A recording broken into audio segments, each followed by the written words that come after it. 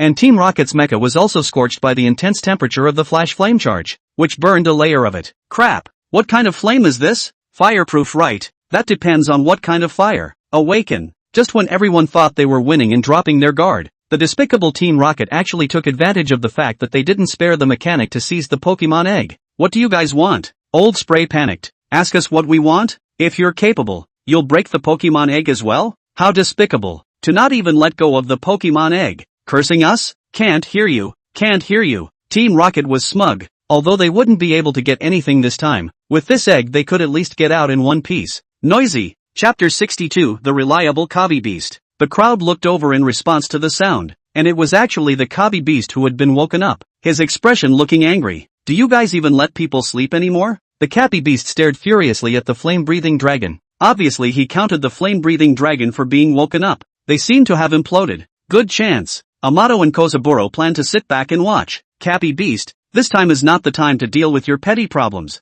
The old man's son is still in the hands of Team Rocket. The fire-breathing dragon looked at Kabi Beast with the same fury. However, when the two men's eyes met, both sides almost didn't laugh. It's none of my business. Just don't disturb my sleep. Cappy, why are you so selfish? Mythical Frogseed also joined the argument. The other Pokemon also understood and chided Kappy Beast. You guys are standing around talking. Laurelleaf, wouldn't you be angry if you were woken up from your beauty sleep? This seems to be the case. And so all the female Pokemon joined the team in support of the capybara again. And both sides argued in a heated manner. The crowd of Pokemon were talking to each other in a lively manner. But the female Pokemon, who were even less in number, actually had the upper hand. And even the gentle Quick Dragon was outputting madly at the male Pokemon, making for a hilarious scene. Ha ha ha ha ha ha ha, laughing my ass off. Good chance. Seeing that Team Rocket had dropped their hands off the joystick, the capybara slammed hard into the robot's abdomen, causing it to break a large hole. The baby fire dragon egg came off as a result,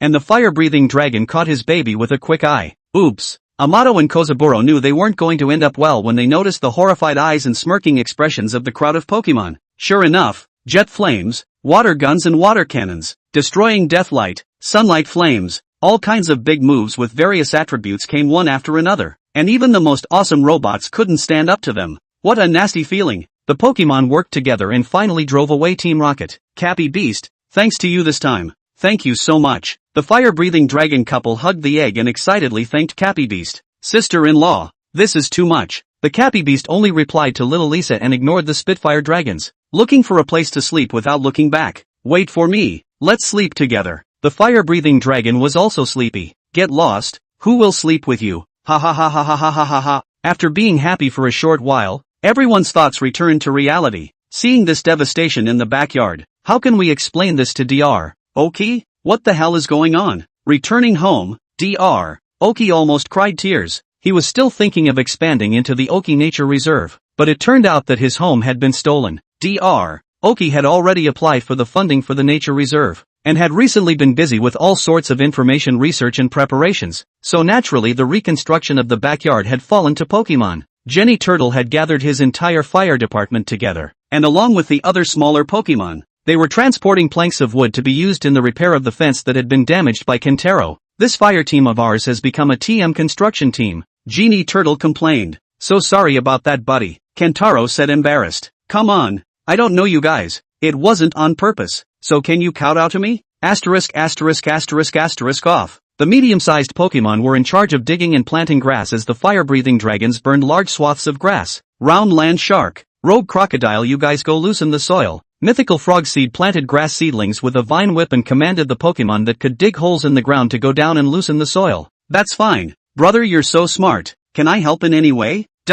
Just go help Laurelleaf and the others pick trees for everyone's dinner. Okay. Was very happy to be able to share something with Mythical Frogseed. The larger Pokemon was panting from exhaustion at the moment as they were doing some forceful work like carrying bricks. I'll do it. Capybara took the bricks from Flame Monkey's hand. He was the strongest and could do it alone as well as 3 others. You're so skinny, go find some easy work to do, not good? Kabi Beast asked with concern. I just look skinny. My strength is not small. Flaming Monkey smiled and showed his muscles to Cappy Beast. That's right. Flaming Monkey is much stronger than me. Why don't you help me? The fire-breathing dragon said idly. You have less strength? What kind of Pokemon can't you lift on that Earthcast? You, get out. Mother Pokemon had also gathered the tree fruits by now and greeted everyone to rest and eat. Brother, eat some. Dot handed the tree fruit to Mythical Frog Seed, who didn't take it. Go ahead and share it with the others. Have you eaten it yourself? Everyone has some. I'll eat at the end when my workload is still a bit small. You eat first. The two kept pushing and the Jenny Turtle who spotted them came over and took away a couple of the tree fruits, handing them to the Mythical Frog Seed. Everyone has them, what are you guys being modest about? Just eat. Mythical Frog Seed then took the tree fruits given by Jenny Turtle, which made Dot very awkward. Why didn't she want the one she gave? Brother, he can't be into men, right? Hubby, you quickly eat more. The first 2 days would not have had a good sleep. It's okay, wife, you also eat more. You only need to replenish the body. You eat. The fire-breathing dragon couple was so mushy that no Pokemon wanted to sit next to them anymore. Here you go. Hard work. Lauralee smiled as she handed the tree fruit to the Lizard King. Since the last time she had enlightened the Lizard King, the two of them were on much better terms. Is it enough to eat? It's better to give it to someone else first. What are you squirming about? Everyone has it. Lauralee shoved the tree fruit hard into the Lizard King's hand, and the lobster soldier gave a gossipy look when he saw the scene. How come there are no girls giving me tree fruits? Can't choke you to death. The Lizard King roughly stuffed the tree fruit into the lobster minion's mouth. The lobster minion couldn't swallow it for a moment but could only whimper. Instead of eating the tree fruit, the capybara sat to the side and closed its eyes. The snapdragon who had finished giving the tree fruit to the gillfish dragon and the onion swimmer spotted him. Don't you need to eat something? I eat too much. I'm all about the special energy cubes. All the tree fruits here for me won't be enough. So, Cappy Beast today unprecedentedly did not sleep all day, but helped everyone to finish the work. Not to say that the seriousness of the Cappy Beast is really reliable, but after the work was done, Cappy Beast laid down and fell into a blindfolded sleep. This I didn't expect Cappy Beast to be so reliable. The new crowd's first impression of the Cappy Beast was terrifying. That horrible expression after being woken up at that time could have left a shadow in their hearts. The king's strength is outstanding with a large amount of food. Swimmer has speed. In addition to the sumo wrestling, all-round talents can complement each other. Eating, drinking, sleeping. The life in the backyard is so happy. His record is stable and noteworthy. He's reliable in critical moments. Chapter 63, Pokemon Diplomacy. With the joint efforts of all the Pokemon, the reconstruction of the backyard was still in order. Bijou. It's Bijou coming. Jenny Turtle wiped away the sweat from the corner of her eyes and opened her eyes in surprise to find the Byeagle in the air not far away. Great! Another brawler. Mythical Frog Seed grinned wickedly. Bijou looked away from the crowd of Pokemon that were hard at work and instantly felt as if he had come at the wrong time. He was about to fly back when the crowd already greeted him warmly. I came at the wrong time. You came at the right time. Great King Swallow and MK Eagle couldn't help but pull away Byeagle to make him help with the work as well. Alright. Then Eagle, is there something you want to do this time? Mythical Frogseed stopped them and signaled for everyone to rest for a while. I heard that the Owl Nighthawk isn't holding some kind of fetal education class, so I thought I'd come over to check it out and then send a few Bobo Blazing Sparrows to the class. After chasing away the large-billed finches, peace was completely restored to the standing forest, and the Bishop Eagles had easily calmed down the flocks of martyrs, so they could come to the backyard without worry. How did you know about the Owl Nighthawk holding a fetal education class? It's reasonable to say that news from the backyard doesn't reach Standing Rock Forest either. Isn't the doctor going to build a Pokemon nature reserve? Naturally, there are backyard Pokemon that migrate to Tokiwa Forest. Then you guys are a bit lagging behind in intelligence. You don't even know that the backyard was attacked by Team Rocket. And it's our backyard intelligence office that has accurate information. Lobster Pawn interrupted the conversation. Mythical Frog Seed had wanted to ask how an area as large as the backyard or Standing Rock Forest was connected. Well, since you're here, help out with the work. Asterisk.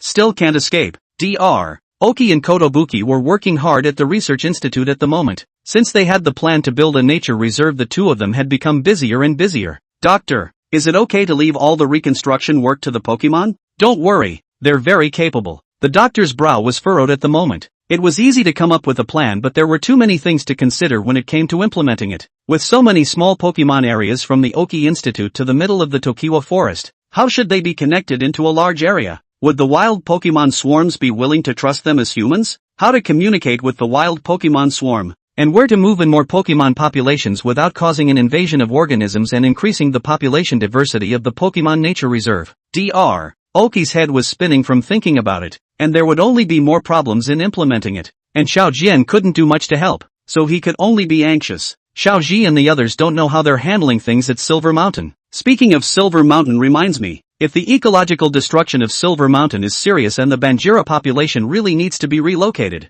where should they be resettled? Koji had originally just wanted to visit Yukira on Mount Silver at first, but then he learned that the ecological balance of Mount Silver had been severely damaged due to excessive logging. The local Banjira population's survival was threatened as a result, so it was decided on an ad hoc basis that Koji would intercede to see if the Banjira population could be relocated, resettling them on the mountain. Of course, Kukin said casually, right, the mountains. It's the Banjira problem that's the burning issue right now, so we need to hurry up and visit the big mountains nearby, the doctor said as he packed up his things and was about to leave. Doctor, we simply can't leave now. That's right too. If Koji finished solving Banjira's problem and ended up here at Oki's place to move in without solving it, that would be embarrassing. But the doctor had a bunch of things on his hands, so this was a dilemma. What?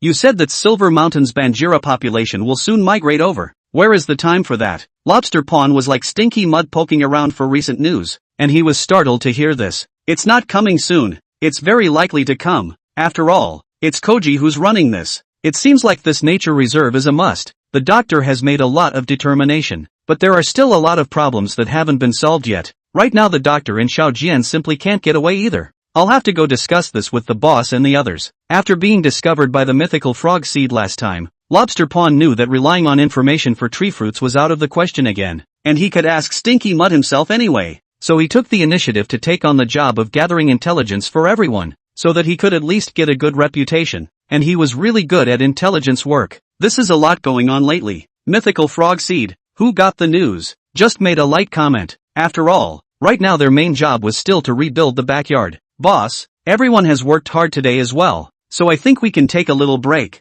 Mythical frog seed noticed that everyone was already visibly a bit tired, as if this point in life for such a huge workload really wasn't quite enough either. There was no telling when it would be fully completed if it went on like this. Everyone take a rest. It can't be helped, even if the speed is slow. We can't overload the Pokemon. Thanks for the hard work everyone. Putting aside the matter at hand, the doctor and Xiaojian brought a large number of physical Pokemon to console the crowd of Pokemon. Doctor, look at how tired everyone seems to be. Cappy Beast has lost weight. Ugh, really? I should have known to postpone the nature reserve for a while first. I shouldn't have left all the work to the Pokemon. Everyone who heard the doctor's words stood up to show the doctor that they still had some energy left. They were all well aware that the doctor was also having a hard time. Alright, I know everyone is energized, but I've decided it's best to put off the matter at hand for a while and notify the construction team to finish the rest of the work. The doctor couldn't bear to keep the Pokemon working on things that should have been done by humans. Jian, you'll be in charge of directing the construction team. What about the research at the institute and the nature reserve? I can finish it alone. In fact, even the two of them,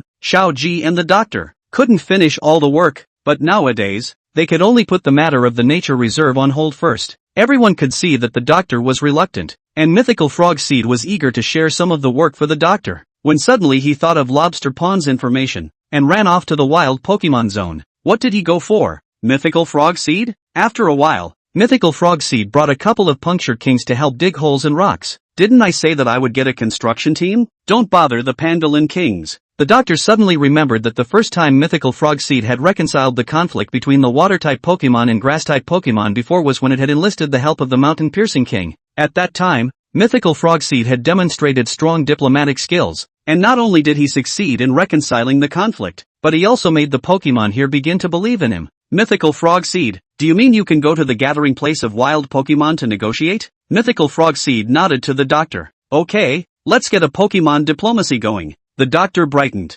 Chapter 64, The Daily Life in the Backyard. In the backyard, Koji's Pokemon come from all regions. When they first enter the backyard, they still prefer to play with their old buddies from their own region, but as they spend more and more time together they don't distinguish between them. Even the Pokemon from different regions will form a dead-end friendship, and they may play even better than the Pokemon from their own region. The first one to talk about is definitely our backyard Three Musketeers, where the little saw crocodile is from Shiradu, the lobster minion is from Fong Edge, and the water otter is from Hopscotch. Ask me why I play well with these two? Fate is destiny, the little saw crocodile said in a decent manner. Actually, I felt right at home with my big brother and second brother from the very beginning, and it turns out that the fame of our backyard trio of swordsmen has really spread around the world as well. Is that a prestigious name for you guys? I'm afraid it's not infamy. What nonsense. Boss all praised me every day for my icy intelligence, and I've been able to provide everyone with first-hand intelligence every day. Speaking of intelligence, why are you even hiding it from your two brothers? Right, before I asked you, you also kept saying something about heavenly secrets. I didn't expect that. I actually inquired with Stinky Mud. Water Otter questioned. I see that you don't even consider us as brothers. The little sawed-off crocodile took the Water Otter's hand and left indignantly, leaving the lobster minion alone in the wind. Oh God, what a sinner I am for betraying my brothers. Lobster Pawn was about to confess when he looked up to see Little Saw Crocodile and Water Otter arguing over a female Pokemon, and even almost fighting. Ha, bull ****** bro.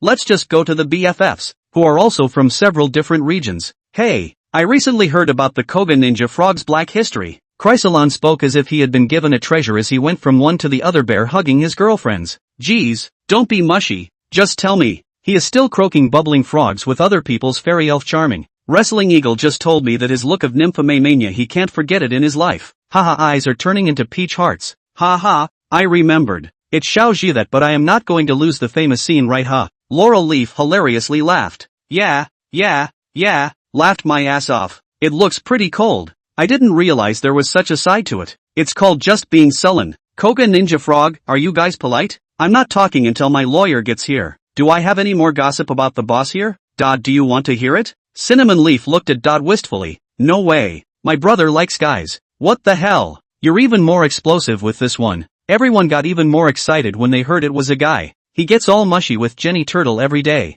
And occasionally he gets that from her across. What's this? An otter can have a bunch of these kind of scandals. Vine Snake joined in the speech. That's just him being horny. It's the contrasting ones that are interesting. The booming pheasant chicken also came to join in. In terms of sense of contrast, it has to be the Lizard King. I didn't even think he was a pure virgin. Haha. Don't say it. The boss didn't say don't use this matter to laugh at him. He can't hear you behind his back. No. Why are these girls discussing gossip every day? Are there no career-minded Pokemon in the backyard? Of course there is. Our P1 champion, Firestorm Monkey, even when he retired to the backyard, he didn't forget to practice his kung fu every day. And the one who practiced with him was Onion Yubiho. Onion Yubin is very passionate about fighting Pokemon, and being of the same fighting lineage, he is naturally very interested in Firestorm Monkey. And even if he doesn't use traditional punches and kicks, he's still a good special training opponent for Firestorm Monkey, truly worthy of being the champion of the P1 tournament. Your physical skills are too strong. The Onion Swimmer stuck out his thumb in admiration. You're also worthy of being a champion member of the World Championships. Your fighting skills are very good. Really? Why are you guys still commercially blowing each other up? The Onion Swimmer, who was keen on training, didn't even have the time to play with the gill-biting dragon. The Quick Dragon was a girl. The Genji was godly. And Lucario was hanging out with the Koga Shinobu Frog every day. So he felt lonely. Let's go. Brother will take you biting. Round Land Shark Slick Boy enthusiastically invited the Gillfish Dragon to join the group chat, and then called on the Small Saw Crocodile Backyard, who shall not be afraid of 3 times. Lizard King Flame Monkey and others still insist on special training every day. Occasionally there will be other people to join them, but only the 4 of them practicing every day. Fire-breathing Dragon was accompanying his wife every day. Froggy, I heard that the girls are spreading your black history there again. Lucario put his arm around Koga Ninja Frog's shoulder. What black history? I want to hear about it too. Flame Monkey curiously chimed in. It must be that loudmouth wrestling hawk who spread the word. Koga Ninja Frog was a little embarrassed. Ha, that's where you're too kind. You see how the Lobster Pond dares to pass on my black history? The Lizard King revealed his blade leaves. By the way, what kind of Pokemon is that first girlfriend of yours? Flame Monkey laughed evilly and patted Lizard King's shoulder. Why are you kids so gossipy? Just like a pussy. Tell us quickly. We also want to hear. Don't be shy. Roll. Lucario, Koga Ninja Frog and Flaming Monkey surrounded the Lizard King and asked questions, annoying him so much that he just wanted to hit someone. I often feel out of place with everyone because I'm so normal. The swimming air weasel used his flotation bladder to soak himself in water. All that retirement has worn down your sharpness.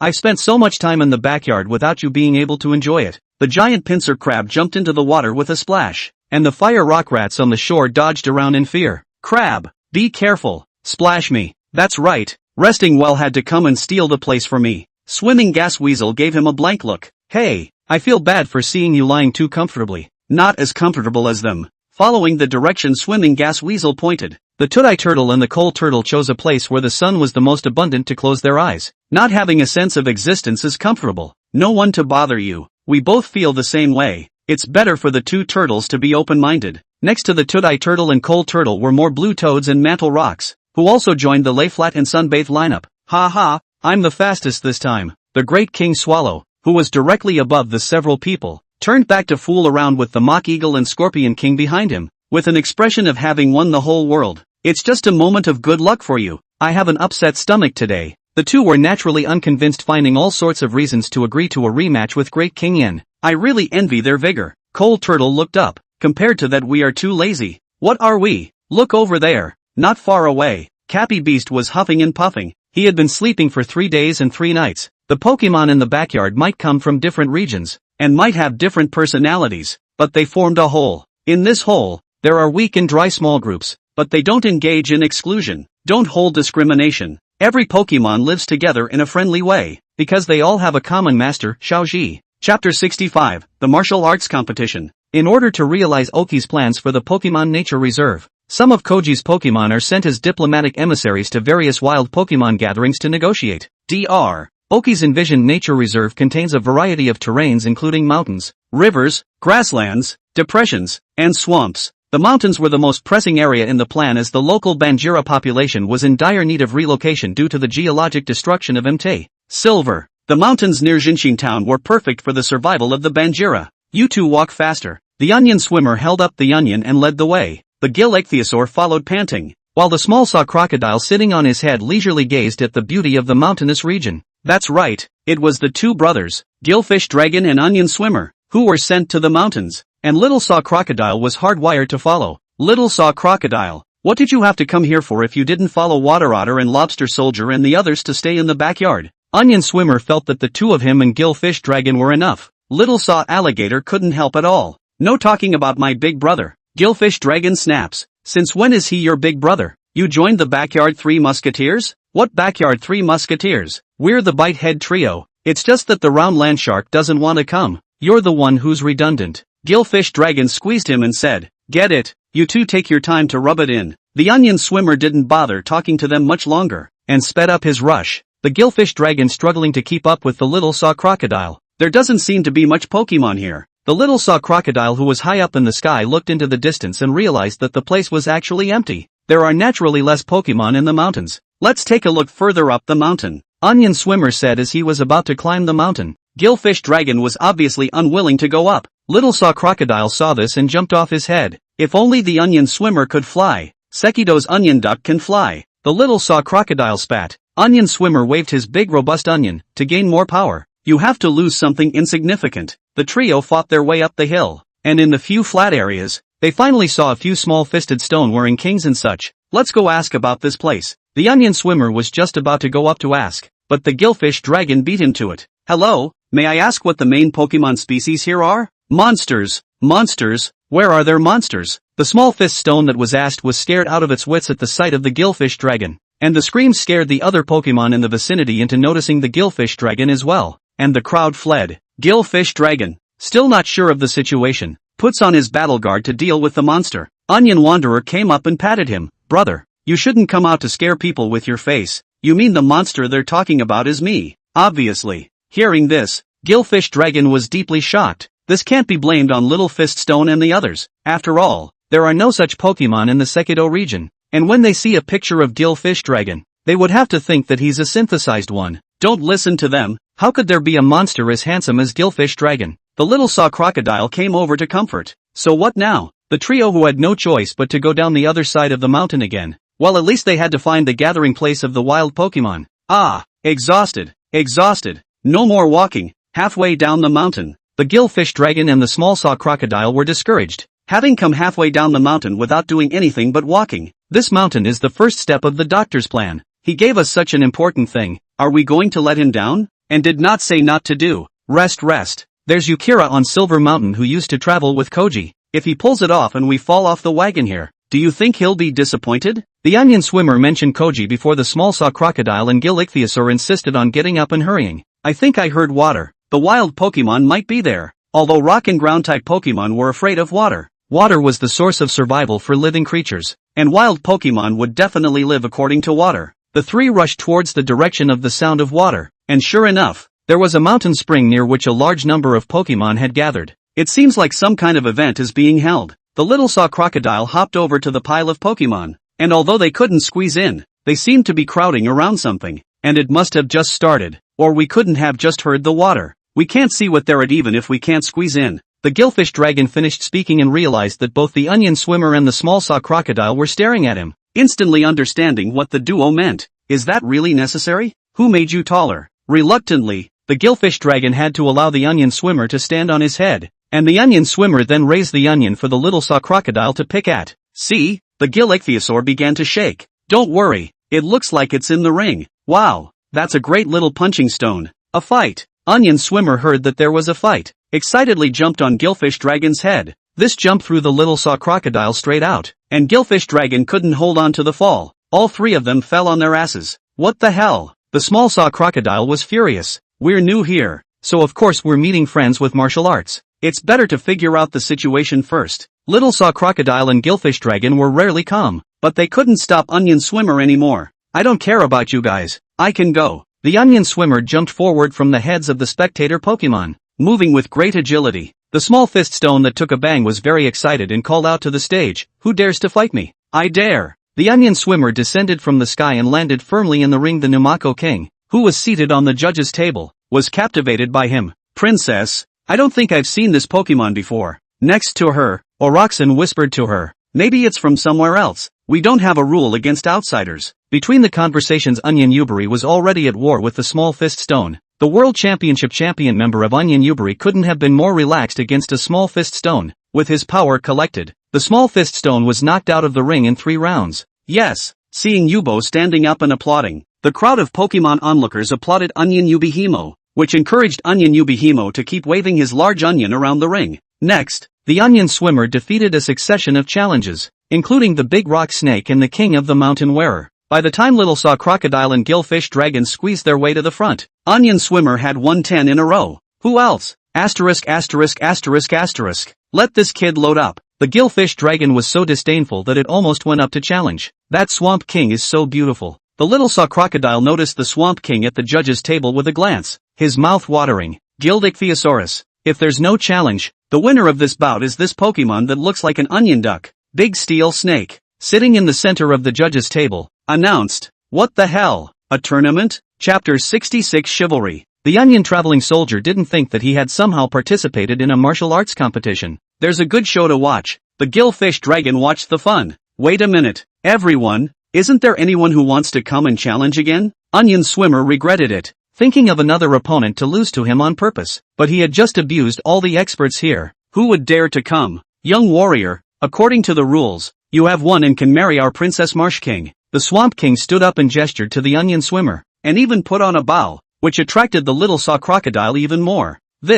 I didn't realize beforehand that this was a martial arts competition, so I'm really offended, but I have no intention of adoring the princess. Could it be that you're here to smash the scene? Before the Marsh King could react, the Great Steel Snake posed as if he was going to beat up the onion swimmer, his huge body making him look terrifying. Although Onion Swimmer wasn't afraid of him, he had just come and offended others, so how could this be accomplished? There's still me. Just when the situation was at a standstill, Little Saw Crocodile took the initiative to rush into the ring. Since there are still challengers, shouldn't the match continue? Little Saw Crocodile looked at Big Steel Snake and received his tacit approval. What are you doing here to make a scene? Things are already troublesome enough. Lose to me. Lose to me. Little Saw Crocodile whispered while signaling with his eyes, which touched Onion Swimmer's heart, thinking that he had come to relieve himself. I'm going to get you killed. The princess is mine. The two shouted with pompous expressions, one throwing onions and the other punches, but at a speed that seemed to be set 10 times slower. The onion swimmer's onion stopped when it hit the Little Saw Crocodile, and the Little Saw Crocodile didn't hit the onion swimmer because of his short hands, so the onion swimmer moved forward to voluntarily put his face on his fist. Ahem!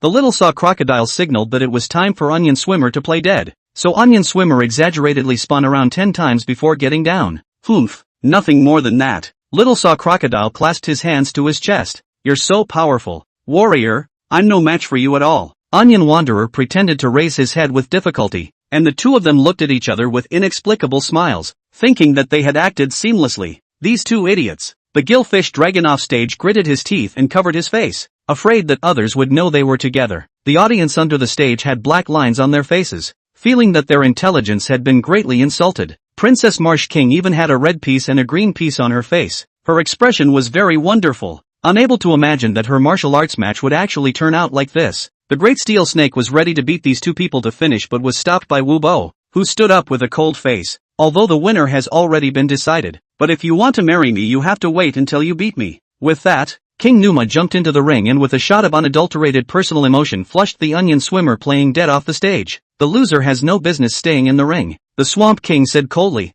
an aura that appealed even more to the little sawed-off crocodile. You, make a move. How can I make a move with a girl? Ah, the Swamp King didn't play nice with him, and before he could finish his sentence a water gunshot went over, and the little saw crocodile was knocked to the ground. The Swamp King rushed up to him with another round of punches and kicks, and the whole place was filled with the screams of the little saw crocodile. Shame on you. Gillfish Dragon and Onion Swimmer covered their faces at the same time. I'm a world champion Pokemon. I won't lose to a girl. Although the little saw crocodile was sneak attacked, it quickly stabilized itself and took a bite on the Swamp King's arm. That hurts. The Swamp King softly cried out as if she was about to cry out, and a soft heart from the little saw crocodile allowed the Swamp King to break free. Forget it, just scare her. Not wanting to strike too hard, the little saw crocodile made a scary face at the Marsh King in a vain attempt to scare the other party. What an idiot. The Swamp King directly mud bombs all over Little Saw Croc's mouth before kicking Little Saw Croc out of the ring again without mercy. Surround the three of them. The Swamp King launches another command from the ring, and several large rock snakes surround the onion swimmer Gilichthyosaurus and the little saw crocodile in a mass. What's your name? The Swamp King looked at Onion Swimmer. I am Onion Swimmer. Good, Onion Swimmer. If you didn't want to marry me, why did you participate in the tournament? It's fine to back out, but you shouldn't have insulted me in this way. Throw the three of them out. Slow down. Gillfish Dragon walked to the front with a righteous air. I don't know those two. Can you let me out first? It's all at this moment. What are you still shaking with, big brother? The Onion Swimmer was speechless. Which moment? With these people can stop us? What a big mouth. The large rock snakes slammed right into the trio, and one of them was bitten so hard by a Gilichthyosaur that even though he was covered in stone he couldn't withstand a single gill bite. The little saw crocodile also jumped onto the back of one of the big rock snakes and bit down hard before his own teeth chipped off. Looking for death, the big rock snake hooked its tail around the little saw crocodile, trying to suffocate him, and the little saw crocodile went straight for the face with a shot of water gun paste. Big Onion Duck, on the other hand, directly slashed continuously, one onion a big rock snake. In the blink of an eye the big rock snake was cleaned up by the trio.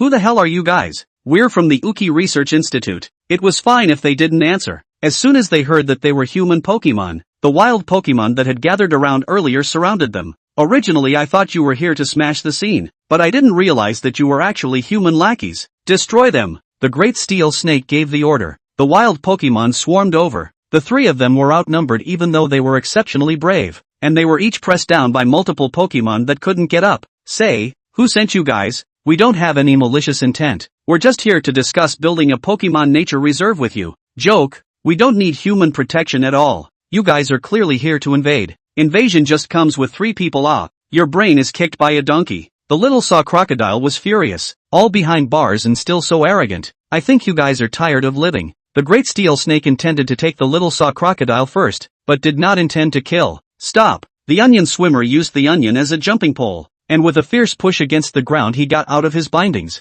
He was about to free the Gillfish Dragon and the little saw crocodile when he was hit by a sneak attack from the Swamp King's water gun. Princess, I don't want to hurt you. The Onion Swimmer looked coldly at the Swamp King after landing firmly on the ground. What a big mouth. Watch the move. Numa King never reason. Come up too. Onion Swimmer shook his head and blocked the attack with his shield, then a large onion knocked Numa King to the ground, the tip of the onion against her head. At this point the Onion Swimmer could have gotten out of the fight and saved the little saw crocodile and Gillfish Dragon if he had taken the Swamp King hostage, but he called it quits. I'll fight him one-on-one, and if I win I'll let my brothers go. The Onion Swimmer pointed his onion at the Great Steel Serpent. Why? You could have just held me hostage obviously. It's called chivalry. That's why I didn't fight with hands in the ring earlier. The little sawed-off crocodile snaps. Chapter 67 The Choice of the Onion Wanderer. Chivalry? But the problem is that we're the ones who have the advantage right now. Why would I want to fight you one-on-one? The Great Steel Serpent refused Onion Swimmer's challenge. Just based on his 10 consecutive victories in the ring, only a fool would go one-on-one with him. At this time, the Gillfish Dragon and the small saw crocodile were still under the enemy's control, and the Onion Swimmer wasn't sure how to deal with so many Pokemon. The main thing was that they couldn't hurt the wild Pokemon, while the other party would definitely not show any mercy to them. The Onion Swimmer was ready to be beaten up by the group, while the Gillfish Dragon and the small saw crocodile's eyes signaled the Onion Swimmer to run away. They had their own way to escape. Onion Swimmer was unwilling to give up on his companions, and looked at the Great Steel Snake with a firm gaze. Rats, you guys come together. What a big mouth. Give it to me. Wait. the Marsh King stopped the great steel snake. She knew that with the Onion Wanderer's stature he could easily leave. He stayed because he didn't want to give up his companions. You didn't hurt me just now. One life for another. You can take your companion. Although surprised by the Swamp King's decision, the great steel serpent ordered the release of the small saw crocodile and the gill-fish dragon. Thank you, princess. After arching his hand to the Marsh King, the onion swimmer was about to leave with the small saw crocodile and gill-fish dragon, but he was stopped by the Marsh King again. What? Do you want to back out? Little Saw Crocodile regretted getting into any ring. He should have just fought them directly with his brothers in the first place. I'm talking about one life for one life. You can only take one person. Who you take is up to you. Piss me off. Why are you like this ugly woman? The Little Saw Crocodile cursed. Dare to disrespect our princess. I think you are looking for death. The crowd surrounded the trio in another mass. You guys came here to smash the scene, and you're still thinking of getting out in one piece. Ha! Hurry up and choose. The onion swimmer tightened his grip on the onion with a murderous aura in his eyes and said coldly, do you enjoy this feeling of dominating others? He's our princess. It's only right to dominate you. Onion swimmer soldier wondered where did you guys get a Swamp King princess from a bunch of big rock snake mountain piercing kings here, but now they were really in a passive position. They couldn't deal with these wild Pokemon if they couldn't lay their hands on them. You and Gill-Fish Dragon go first. If they dare to do anything to me then they will find Spray to come and raise the ashes of all the Pokemon here. Little Saw Crocodile said with a big smile. No, it's better to take Little Saw Croc and go. If I stay I might be able to run. The onion swimmer didn't want to make a decision. Although he was definitely on better terms with the Gill-Fish Dragon, he couldn't abandon any of his companions. Have to leave one behind do you? Right. Then I'll stay and you let them both go. Like countless cartoon protagonists chose, the Onion Wanderer chose to become a hero. You're stuck here stuck in a bug. You're the one who's allowed to take one of them with you. The Great Steel Snake was furious. Just let him stay. A life for a life. Who was not replaced. The Marsh King agreed. The onion swimmer turned his head and was about to say goodbye to the Gill-Fish Dragon and the Little Saw Crocodile, telling them to find a way to come to his rescue, when he didn't realize that the two were high-fiving and cheering. I knew he'd choose that way. Ha ha, slipped away. You take care of yourself, Onion Wanderer. The two ran off without looking back. Ha ha ha ha ha ha ha ha ha ha ha ha ha. After a moment of silence, the wild Pokemon collectively burst into laughter. The Great Steel Snake had already laughed his ass off, and the Swamp King tried to maintain his image and cover his mouth to keep from laughing, but he still couldn't hold back his laughter and spewed out at the sight of Onion Swimmer Soldier's dumbfounded look. Instead of hitting the road, the Little Saw Crocodile and the Gill-Fish Dragon found a place where there were no wild Pokemon to rest and confer. Do you see it? Little Saw Crocodile asked, looking up. Of course, only that two-bit fool, Onion Swimmer, can't see it. The Swamp King was testing the Onion Swimmer, and the Swamp King was close to laughing when the Onion Swimmer decided to stay by himself, which naturally couldn't be hidden from the eyes of the Small Saw Crocodile and the Gill-Fish Dragon. What man? The little sawed-off crocodile saw movement in the grass and scurried in to grab the little guy. Yukira? It was actually a pudgy Yukira hiding in the grass and eavesdropping. Let me go now. My mom will kill you all. Your mom? Is there even a Banjira here? The Small Saw Crocodile and Gilichthyosaurus looked at each other, thinking that things shouldn't be simple. How could there be a Banjira in the Sekido region? The Onion Swimmer didn't resist, allowing the big rock snakes to take him to a cave as the other wild Pokemon dispersed. It looked like the great rock snakes were the main Pokemon here, with that great steel snake being the leader. And what was going on with this Marsh King would have to be explored slowly. What are you doing? The Onion Wanderer, who was in the middle of his reverie, was brought a big red flower by a couple of small fist stones, and even had his hair combed. Marrying our Swamp King princess, of course. What the hell? What? Do you want to repent your marriage? The Numa King came to the cave and told the little fist stones to stand down. No, big sister. Who said anything about marrying you? The Onion Swimmer was so angry and happy that he couldn't even be bothered with honorifics. The winner of the match was you, and you defeated me in the melee just now. So of course you're going to marry me. The Marsh King blushed. Weren't you the one who I said earlier to let me take someone with me? And now you want to marry me? The Marsh King covered her mouth and snickered. Can't you see that I'm testing you? You made the answer I wanted most in my heart. Oh. The Onion Wanderer didn't bother to talk to her anymore and waved his onion to break out. I'm offended. Don't be delusional. Your two so-called brothers won't come to your rescue. You alone definitely don't have the ability to fight against our entire species. Even if you have the ability, do you want to turn against us? The Marsh King could tell that the three of them cared about the matter of the nature reserve. Otherwise it would still be possible for them to fight with their own side with their strength. You mean as long as I marry you, you guys will agree to the matter of the nature reserve? Of course. Onion Wanderer was silent for a while. He certainly wasn't dwelling on whether he should get married or not, but rather wondering if there was anything else he could do. And in the end, He decided that it was better to stabilize the Marsh King first. We're not just going to set up a nature reserve. We're going to relocate the Silver Mountain Banjira population. Can you do this? The Marsh King heard the disdain in the Onion Wanderer's tone, but still patiently replied, I'm the princess here. What I say goes. Can a princess have as much power as a chief? And how did you, a Swamp King, become the princess of Big Rock Snake and Little Fiststone? Of course the Marsh King knew that the Onion Swimmer was being condescending, but all she could think about was already getting married. My family is a one-of-a-kind family that was left behind. The mountains are short of water, and I can make water. The Onion Swimmer soldier thought to himself, what a lame excuse you have. Hell, the small saw crocodile and gillfish dragon are not better than you can make water. You guys still drive people away. Chapter 68 Mother and Child Bankiara. Little brother, tell us where your mom is, and brother will give you candy. Looking at the candy handed over by the little saw crocodile, Yukira gulped. My mom said she won't let me eat things from strangers. What do you want? From a distance, a female Banjira saw her child with two strange Pokemon and rushed over as fast as she could to block Yukira. The little saw crocodile quickly waved her hand. Misunderstanding,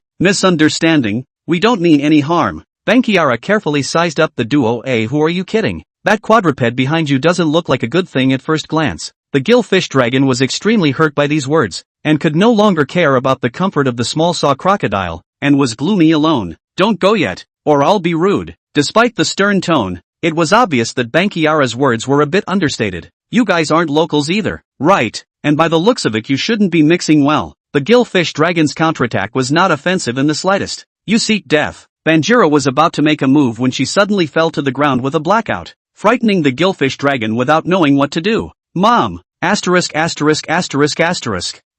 I didn't say anything, did I? Don't touch the porcelain. Yukira gave the gillfish dragon an angry look before rushing up and pounding him in the chest with her small fists. The little saw crocodile took out the Pokemon food he had with him and placed it next to Bankiara. She's just so hungry. You look hungry too. Stop whacking. It doesn't hurt at all. Come eat some too. Easily grabbing Yukira, the gillfish dragon settled him on the ground and handed him some Pokemon food. Yukira gave the two a grateful look, thinking that he was misunderstanding them, but on second thought, what if the food was poisonous? Seeing his confusion, the gillfish dragon took a bite of the food, and Yukira then felt relieved to feed the food to his mother, waiting for her to regain consciousness before he wolfed it down himself. Thank you both for saving us, otherwise we would have been mother and son. Banjira arched his hand, a show of hands. It's just that I don't see a lack of resources on this mountain, and the Pokemon population is sparse, so there shouldn't be nothing to eat. Gillfish Dragon asked. You two don't know. We, mother and son, fled from Mount Silver in the city capital, and the Great Steel Serpent leader kindly took us in. If he was really kind enough to take us in, how could you have gotten to this point? I've long since seen that the Marsh King isn't a good person. Didn't you have to marry someone else before? Shut up. This Banjira actually managed to come to Sekido from Shinjido with a child. It seems that the ecological destruction of Mount Silver is very serious, so it's 80% likely that Koji is going to persuade Banjira to relocate. Their mission looks like it can't be delayed. You two don't know. Since our arrival attracted poachers, that's why they ostracized us. Then they chased you away? The princess of the Marsh King was kind-hearted and said that she would keep us, and also said that she would send us food on a regular basis. Where's the food? Not letting you go and then ostracizing you is murder. The little saw crocodile was filled with righteous indignation. Take it easy for a moment. I think there's something strange going on. The gillfish dragon thought carefully. There was no other Swamp King here. That Swamp King princess must have been an outsider as well. So why was she treated very differently? And since Banjira had attracted the poachers, it was just a matter of chasing them away. Why stay them hard against the people's grudge? The Marsh King and the Great Steel Snake don't look like good men and women, and if they don't take special care of them, Bankiara won't survive. Food should have been delivered, but 80% of it had been withheld. Do you guys think the Swamp King wants you to stay? Mom originally said she didn't want to involve them, but it was the Swamp King who insisted on settling us down, and at first there would be food delivered, but then there was none. We'd get chased by them even when we went foraging for food. As expected, they wanted them to stay and would even actually send food, but then acquiesced to them being bullied. Then you guys just leave. Sneak away. Once we were planning to leave secretly, but when the Swamp King found out, she even came to retain us personally and gave us a huge pile of food. Little Saw Crocodile and Gillfish Dragon looked at each other. They couldn't figure out what kind of medicine this Swamp King was selling in her gourd, but one thing was certain. The Swamp King didn't want them to leave, and was definitely sending people to watch them. Princess, Banjira, and the others. The small fist stone that came to inform them didn't say anything further when he saw the presence of the Onion Wanderer, and King Numa followed him out of the cave. What? How did they run into each other? And didn't they say they'd regularly bring food to mother and son Banjira? How come they're poor again? The Numa King's nose was about to go askew. Princess, if it wasn't for them the poachers wouldn't have been able to come here at all. You've already done your best by not punishing them. Just let them fend for themselves. I didn't stop you from bullying them either. But they came to defect. At least let people live. But they want to leave on their own. Why is the princess stopping them? It's not your place to care. Get out. The great steel serpent overheard the two talking and scolded Little Fiststone to leave. Princess, the little saw crocodile and gill fish dragon are taking Banjira out of here. What? Those two are a nuisance. Go intercept them. But the marriage? What do you care about the marriage? I'll be finished if they know the poachers are coming for me. The two hurriedly led the men to intercept Banjira, but they didn't realize that their conversation was overheard by the Onion Wanderer. Poachers rushing the Marsh King? It's not like the Marsh King is rare. The Onion Swimmer was wondering when he suddenly noticed a few strands of black hair on the ground. Weren't the two benefactors going to take us away? Why don't they leave? The small saw crocodile teased Yukira, and the gill ichthyosaur sat down and closed his eyes like he was waiting for someone again, with no intention of rushing off. Go, you can't go. Hearing the voice, the gillfish dragon and the small saw crocodile immediately went into battle alert. They had been waiting for half a day. The Swamp King and the Great Steel Snake surrounded the crowd with a group of Pokemon such as the Great Rock Snake and the Small Fisted Stone. Banjira looked frightened at the situation and rushed to protect Yukira. Princess, we have already planned to leave and were unable to say goodbye in person. Please forgive us, Princess. You can leave if you want to, but why are you colluding with the two of them? The Marsh King casually arranged a charge. The Gillfish Dragon sneered. Then how about we go with you and let mother and son Banjira leave? They'll attract poachers here anyway. Princess, he has a point. Wild Pokemon had faltered. If they want to go, let them go, just let them go. What's the point of raising an army to come over and stop them? Shut up. They can come when they want to come and go when they want to go off. What do you take our place for? Don't pretend. You clearly don't want them to leave. Little Saw Crocodile poked the Swamp King in public. Hearing this, the Great Steel Snake furiously said, Nonsense. It was only because our princess was merciful that we left them behind. But it turned out that they colluded with you instead. Then why don't you tell us why you sent someone to spy on Banjira's mother and son? It's Chapter 69. Big Steel Snake was momentarily speechless. In fact, those wild Pokemon didn't know why he and the Swamp King were spying on Banjira. They just didn't dare to ask. The Marsh King had a nonchalant look on his face, eyeing the small saw crocodile as he opened his mouth. Who told you that I spied on them? Do you have any proof? The little saw crocodile really couldn't imagine that there was such a brazen person. Every time they wanted to leave, you got the message. Today you came in such a big formation to intercept us. Doesn't that tell you anything? King Numa turned his head to look at the wild Pokemon. Hey, you guys saw mother and son Banjira leave by chance, right? Yes, we weren't even spying on them. It was just a coincidence. Though already skeptical of what King Numa was doing, wild Pokemon chose to support her. Okay, even if you weren't spying on them, then tell us why you didn't let them go. The little sawing crocodile thought that the Marsh King couldn't find an excuse to stiffly keep Banjira's mother and son. But unexpectedly, the Marsh King said nonchalantly, They've eaten our food. Do they want to leave after they've eaten and wiped their mouths? Yes, spit out what you ate. Small saw crocodile, gilled ichthyosaur, mother and child Banjira. With such a lame reason, the wild Pokemon actually recognized it anyway. This Swamp King is simply an alien Pokemon as well. So why are you guys being obedient to her, but so harsh to Banjira? You guys are treating each other differently. Seeing that the other side was really united, the Gillfish Dragon had to lash out at them in a different direction. Can a spoilsport like Banjira's mother and son be compared to the princess of the Marsh King? Our Swamp King princess is a heavenly god. Just her, a heavenly god? If he's a heavenly god, then I'm a heavenly god. The Little Saw Crocodile had a disdainful face. Hearing Little Saw Crocodile's criticism of their princess, the wild Pokemon were furiously about to attack Little Saw Crocodile, and the Gillfish Dragon rushed to protect Little Saw Crocodile when they saw this. You guys tell us instead, where is her god? Or let us die. The Gill Ichthyosaur intended to stall for time. Our princess knows magic. Whenever the habitat is about to be exposed to humans, she will create illusions so that people. What's the point of talking to them so much? The Great Steel Serpent rudely interrupted the talking Pokemon. You're in a hurry. I see you know the facts too. Little Saw Crocodile and Gillfish Dragon had probably reasoned out the truth by now. Princess Swamp King wasn't a Swamp King at all, and the poachers were coming for her. I don't know what you're talking about. What are you guys waiting for? Finish them off. The Gillfish Dragon revealed the sharp teeth of its abdomen. I'll see who dares to go first. The crowd of Pokemon were shocked by Gillfish Dragon's aura. When they fought against them before, they could tell that Gillfish Dragon was extremely strong. If they fought to the death, they might have to lose a lot. You trash. What is there to fear in fighting for the princess? Great Steel Snake rushed to the front. Inspired by him, the other Pokemon followed closely behind. Little Saw Crocodile jumped onto Gillfish Dragon's head and said condescendingly, "The fear is that you guys don't even know who you're fighting for, and you just send yourselves to your deaths in a confused manner. What are you babbling about?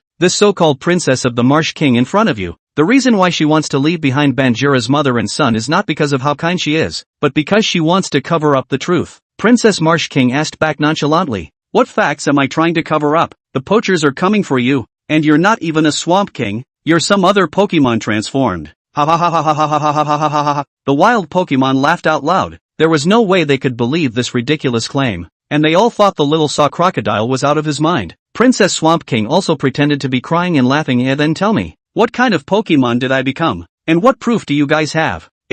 Although Little Saw Crocodile and Gillfish Dragon were certain that Princess Namako was trying to cover up something by keeping Banjira's mother and son, those latter ones were just their speculations and had no solid evidence. "Can't tell, can you? Still want to demonize people here? Take them down." "Wait, I have proof." The Onion Wanderer easily took care of the guards watching him, and followed the Marsh King and the others all the way here. "What brings you here? We were just about to rescue you." "Still rescuing me? By the time you guys get here, my child with her will be able to play soy sauce." Onion Swimmer finished with the two gags and turned to look at the Marsh King with contempt on his face. "I've just been listening for quite a while. I originally thought you were just a bit spiteful. I didn't expect your heart to actually be so vicious." "What do you mean? You were the one who publicly humiliated me at the martial arts competition, and now you're biting back." Onion Traveling Soldier saw Numazu King's aggrieved look and grew even more disgusted. He took out the black hair in the cave. "Still want to weasel out of it? Look, what's this?" The Marsh King was obviously flustered, but still pretended to be calm. "Who knows what this is? Still not admitting it? You're the Soroyak transformed Marsh King,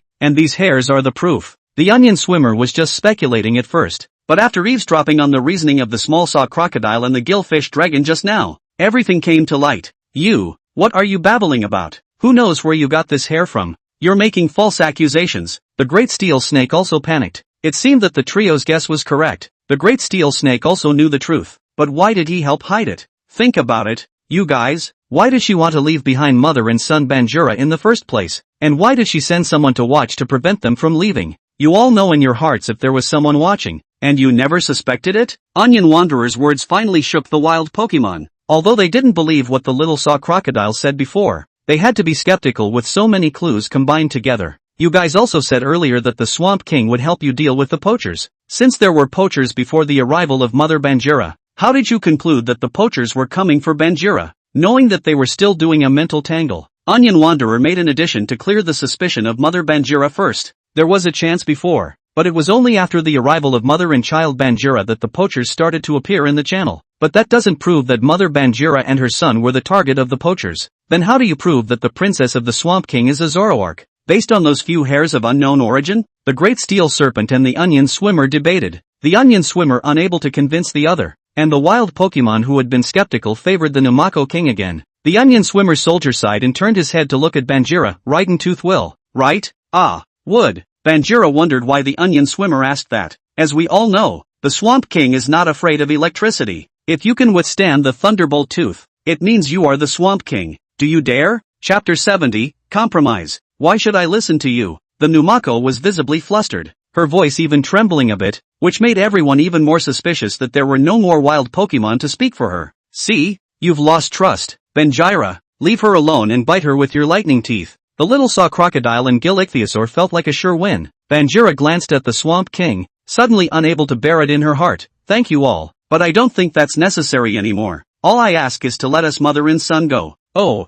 just bite me with your lightning teeth and you might clear your name. Why don't you? Mom said not to be a benefactor." Yukira snaps in reply, exasperated. The Little Saw Crocodile rushed up and questioned, "But if it weren't for her, how would you mother and son have ended up in this situation? Even without her, we'd still be unwanted. Anyway, she was the one who gave us a short life of food and clothing." After explaining to the Small Saw Crocodile, Banjira looked at the Swamp King again. "Please, Princess, let us and the three benefactors go, and we won't be taking the blame for this in the future." The room fell into silence. Even if Banjira hadn't followed the Onion Wanderer's request, it was almost certain that the Swamp King had transformed from Zoroark, the princess of the Marsh King, Abzu Soroyak. She didn't know how to face these wild Pokemon, and likewise the wild Pokemon didn't know what to think of this princess of theirs. The onion swimmer gillfish dragon and the small saw crocodile both had great admiration for Banjura, but it looked like the mission was not going to be accomplished this time. Wonderful. Truly wonderful. If the scene couldn't go on, a villain would usually come out to mess things up. This time was no exception. The poacher had come. Originally, I couldn't find this Zoroark, but I didn't realize that it was actually turned into a Swamp King. The poacher looked greedily at the Swamp King and Banjura in front of him. Wait a minute. That nerdy four-legged statue seems to be even rarer. Triceratops, use Thunderbolt Tooth on that Swamp King. The Numako, who was too flustered to dodge, returned directly to its original form after being hit by the Thunderbolt Tooth, and the three-headed dragon, who wanted to continue attacking again, was blocked by the onion swimmer. Why did you save me? It's enough to make the facts public. They're poachers, I can't save them from death. The onion wanderer directly repelled the three-headed dragon. What a bunch of obstacles. Multi-dragon Baluto, Stormfly Dragon, Quick Dragon, and three-headed dragon, you all go together. It was unthinkable that a small poacher actually possessed so many paragons. Onion Wanderer and the other three wrestled with Tyrannosaurus Rex, Quick Dragon, three-headed dragon respectively, while multi-dragon Baruto chose Soroyak as his opponent. Soroyak was completely no match for the multi-dragon Baruto and was about to be caught. Everyone, go save the princess. Where is there any princess here? You guys have been deceiving us for so long. Settle this yourselves. That's right. It's not like the poachers can see us people. They're all coming for her. You guys. Seeing that no one went forward to help, the great steel serpent had to stand alone in front of Zoroark, and was killed in seconds by a blast of jet flames from the multi-dragon Baruto. Unpredictable. Seeing that the leader was beaten so badly, the wild Pokemon were only slightly shaken, but still no one dared to step forward when their opponents were so powerful. When Doran Baruto was about to deliver the final blow to the Numako King, it was actually Banjura who stood in the way. Mom! Banjura was still barely standing after receiving a blow. He looked back at Zoroark. What we owe you? We're paying you back today. I had a selfish motive. Why are you being so stupid? Soroyak was already in hot tears. Death to those who stand in my way. Don't hurt my mom. Yukira rushed up, totaling her tiny body to stop the dragon's tail, and was sent flying a long way. Seeing the bad situation, the gillfish dragon resolved the other fast dragon with a dragon wave and blocked in front of Yukira again as fast as he could. He opened his mouth, and the attacking dragon Baruto hit him right in the mouth, taking a double kill with a frozen tooth. Yukira's eyes were filled with stars. How could there be a Pokemon as handsome as Gillfish Dragon Brother? This quadruped is really powerful. Triceratops, leave that onion duck alone for now and go grab that ugly bastard. Onion Swimmer was furious and raised his onion to ferociously chop at the three-headed dragon. Your whole family is an onion duck. My name is Onion Swimmer. The power of the consecutive beheading grew higher and higher. The three-headed dragon was beaten up and said aggrievely, I'm wronged. It's not like I said it. The small saw crocodile and storm flying dragon also fought to the parting of the ways. The petite small saw crocodile jumped on the storm flying dragon's body, biting hard, followed by a shot followed by frozen teeth to solve the battle perfect landing. Then the poacher was very embarrassed. He could have easily captured Banjura and Zoroark, but he met these three great gods. You guys wait for me. The poacher scattered his legs and was about to run. Humph, want to run away? Meteor assault. Onion Wanderer's meteor blitz in one straight line sent the poacher and his Pokemon flying in one gulp. The strength of these three people made the wild Pokemon here stare in disbelief. It seems that they didn't use their full strength at all when they fought with them. Thinking about this, they broke out in a cold sweat as an afterthought. After driving away the poachers, the wild Pokemon species began to liquidate. They unanimously decided to drive away Zoroark. I'll leave the team if we have to oust Zoroark. The great steel snake was dead set on not backing down. Chief, have you been brainwashed by this woman? What will we do if the poachers still come? If the great steel snake also leaves, it's not a matter of double happiness in one word. There's only one great steel snake in the species. If he leaves, it's a great weakening of the strength of the species. Refer to the Bijou. Aren't the three of them here to solve the problem? With the humans protecting us, the poachers can't do anything to us. After a moment of haggling, the local Pokemon reluctantly agreed to shelter Banjura and the nature reserve. Onion Wanderer and the other three were puzzled. So the matter of the nature reserve and Banjura was settled just like that? Soroyak walked up to the few people and bowed to them and to mother and son Banjura. Thank you for not forgetting your past grudges. I'll do my best to help you facilitate the matter of the nature reserve. Even if you don't marry me, I'll still do it. Then I'm counting on you. And mother and child Banjura are counting on you as well. The onion swimmers automatically ignored the second half of her sentence, and after saying goodbye to mother Banjura and her son, they were directly about to leave. They really weren't impressed by the Pokemon here. Why would they suddenly agree to the nature reserve? Onion Wanderer wondered. Because of the compromise. Compromise? The great steel serpent held itself hostage and insisted on keeping Soroyak. If they don't agree, they'll be greatly weakened. and if they agree, the poachers will make a comeback. The Onion Wanderer thought about it as if that was indeed the case. They had only one choice, to compromise with each other as well as with the humans, even if there were 100 ways they didn't want to. Alas, it was not a pretty thing to do, but it was done well. But I still have one last question. Why did the Great Steel Serpent have to keep Zoroark? I don't know. The Guild Ichthyosaur shook its head. The small saw crocodile looked at the two like they were idiots, because of love. Chapter 71, Reuniting with Yukira. Chi and his group traveled from Sekido to Silver Mountain in the Johto area with the goal of seeing Yukira again. The scene in front of them surprised them. The originally dense forest had been cut down to nothing. The entire Silver Mountain was devastated and the Pokemon species were displaced. What the hell is going on here? Kasumi couldn't believe her eyes. Due to the destruction of the ecology, there were already quite a few Banjira that had started to spread towards the human living areas, which was a very dangerous thing for both sides. The local Pokemon Protection Organization had already protested to the city capital officials, but until things were effectively resolved the officials could only send people to temporarily blockade Mount Silver. Kids, you can't go in. Xiao Ji and his group, who wanted to go deeper to find out what was going on, were stopped by the staff in charge of guarding the area. Seeing this, Xiaoji was about to barge in. Silver Mountain is no longer suitable for the survival of the Banjira species, and you're hurting them by doing this. The staff stopped Xiaoji and said with a slight threat, if you barge in, you will be obstructing the execution of official duties, and you will be sent to jail. In the eyes of the staff, Xiaoji was just a small child who would obey after a casual scare. Xiaoji, calm down. Kong and Kasumi pulled Chi away, not because they were afraid of him going to jail, but because there was no use for him to make a scene here. How could they? If Banjira is in an area where humans are active, it's very dangerous for them themselves, Kong explained. But if it wasn't for the humans slashing and cutting, Bankiara and the others wouldn't be homeless. And if the blockade continues for a long time, Bankiara and the others will become extinct. Let's just go and discuss this with the doctor. Listening to Kasumi's suggestion, Chi and his group went to a Pokemon Center and dialed the doctor's number. I'm aware of the situation. I've already contacted the local authorities and they agreed to move Banjira into the nature reserve I've planned. That's great, but now there are still two difficulties. One is how to get the Banjira to agree to leave their homeland, and the other is whether there is any place in Guandu where they can be sheltered.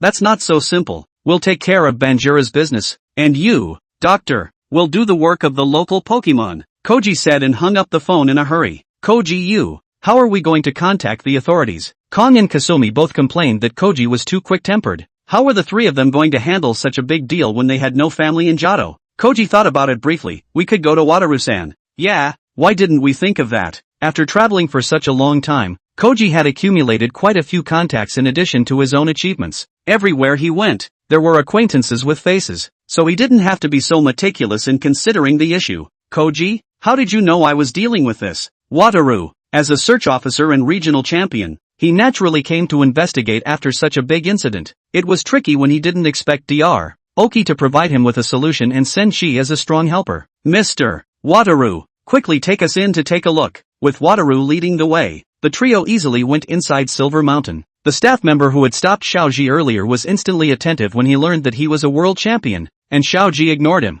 Resolving Banjira's matter was the most important thing right now. Mr. Wataru, how did Silver Mountain get damaged so badly? Koji wondered. Alas, it's all because of mankind's overwhelming greed. I've already reported the matter of derelicts acquiescing to the factory's indiscriminate logging, but no matter how it's handled, the damage to Banjira has already been done. I believe that Wataru will definitely lead the Chengdu people to restore Silver Mountain to its original state, but in a short period of time, Banjira cannot continue to survive in Silver Mountain, and the off-site protection cannot be delayed. Watch out. As soon as Wataru pushed the trio away from Koji, it turned out to be a rampaging Banjira preparing to sneak up on them. Banjira, calm down. We're not here to wreak havoc. Banjira didn't even listen to the defense. Adjusting his state and about to attack again, Wataru had to pull out his pokeball and prepare for self-defense, but Xiaoji rushed forward regardless. Bankiara, please trust us. Koji opened his arms and crossed in front of Banjira, proving that he was unarmed. Don't mess around. Chi, Kasumi tried to pull Chi away, but Chi insisted on choosing to meet Banjira face to face. Kasumi, they've lost their trust in humans. They have to be made to trust us again. But Kasumi didn't continue, knowing that she couldn't persuade Chi anymore. Banjira, it's the humans who have wronged you, but we're trying to make up for it, and we'll find a way to relocate you somewhere else. Good lord. Originally Banjira had thought that Koji was quite a man, but he actually told himself that the humans had destroyed their home and had to find a way to get rid of them. How could he stand it? Ah, Banjira was about to make a move in a rage, and in his panic, Koji was the first to protect Kasumi. She waited for a long time without the familiar pain and opened his eyes only to realize that it was Wataru's Tyrannosaurus Rex blocking the front with a guard. Water flow tail. The Tyrannosaurus hit the ground with a current tail, smashing a large crater, the purpose of which was supposed to shock the Banjira, but the Banjira saw it as a threat and sent out a new call for help. Soon, a large number of Banjira came from all directions and surrounded the five in a mass. Miscalculation, said Wataru, covering his head. The two champion Ace-class Pokemon, Pikachu and Tyrannosaurus Rex, were absolutely no match for the Banjira swarm at this point if they were to fight, but it would be utterly impossible for them to pacify the swarm if they fought this battle. The situation was at a standstill when a Yukira scurried out of the pack and jumped into Chi's arms. And you are? That Yukira from back then. It was none other than Yukira, one of Chi's favorite Pokemon who had once traveled with him. The Banjira swarm stopped attacking at the sight. Yukira's mother was still very powerful and she recognized the trio of Chi as well. They're supposed to be good people. Banjira's mother explained to the pack what had happened earlier, but that boy said he was going to relocate us somewhere else. That's absolutely impossible. We've survived here in Silver Mountain for so many years. How could we leave our home because of a human's mistake? These Banjira resented the humans for destroying their home like this, and now they were coming over to say that they wanted to protect themselves. It was simply brazen. But humans aren't the only bad guys. Chi is not like them. Yukira turned his head and yelled at the Banjiras. This was the first time he had rebelled against his elders. Chapter 72, Subduing Yukira. Yukira seems to be dealing with them. Yukira told the Banjara species all about her travels with Chi, and they were deeply touched by it. But all of this only managed to convince everyone that Chi wasn't a bad person. It's better if we go and talk about it. Yukira, he shouldn't be able to talk too well. Wataru thought Yukira, he definitely couldn't understand something as complicated as a nature reserve. They don't trust humans right now. Pikachu, it's better if you go and intercede. Pika. As expected, we still have to rely on our best diplomat, Pikachu, who patted Yukira's shoulder with a confident face, signaling to let himself speak. The words of a human Pokemon are not to be trusted, so you'd better excuse yourself. Poor Pikachu was left speechless for a moment as cold water was poured over him before he could even open his mouth. Tell me what you want to say, Pikachu brother. I'm not quite sure what's going on in that nature reserve of yours. In short, it's about relocating you guys to the Kanto area. After all, you won't be able to survive with the current ecosystem of Mount Silver. Pikachu's words were heard by the Banjira, and many of them were already shaken in their hearts. The ecosystem of Mount Silver was indeed severely damaged, and if they didn't relocate, the entire species would be in danger of extinction. It would also be difficult for them to find a new habitat without relying on human power. But if they accepted Xiaoji's suggestion, then it was equal to them handing over their destiny into the hands of the humans. If it wasn't for the humans, they wouldn't have been able to get to this point at all. And now they came to tell them that they wanted to make amends. Who would believe that? And relocating would mean leaving their homeland. Please don't worry, everyone. I will definitely be responsible for restoring Silver Mountain to its original state. But until then, the Banjira species must survive to see that day. Seeing that Pikachu's bargaining was having an effect, Wataru went up and patted his chest to make assurances with the Banjira species. I know everyone hates humans, but there are not only humans in this world who will do anything for their own selfish desires. There are also humans who want to be friends with Pokemon. Most humans are still good, and humans are starting to repent of some of the things they've done. So please allow us to make a remedy. Koji finished by bowing deeply to the Banjira swarm, a gesture that was nowhere near enough to offset the damage humans had done to nature. But it was enough to show Koji's sincerity. Banjira Gun suddenly perceived the charisma of the small child in front of him, which made Yukira quite proud of Koji as well. If all humans were like this child, it might actually be worth believing in for once. Pokemon were supposed to be both respectful and fearful of humans. Humans didn't have sharp teeth and didn't know as many tricks as Pokemon, but they could use their intelligence to create a technological empire that no living thing could ever imagine. With the help of human power, they might be able to make Pokemon survive better. However, humans sometimes disregarded the destruction of the natural environment for the sake of their own development, recklessly consuming resources and encroaching on the living space of other creatures. Humans are not trying to drive you out of your homeland.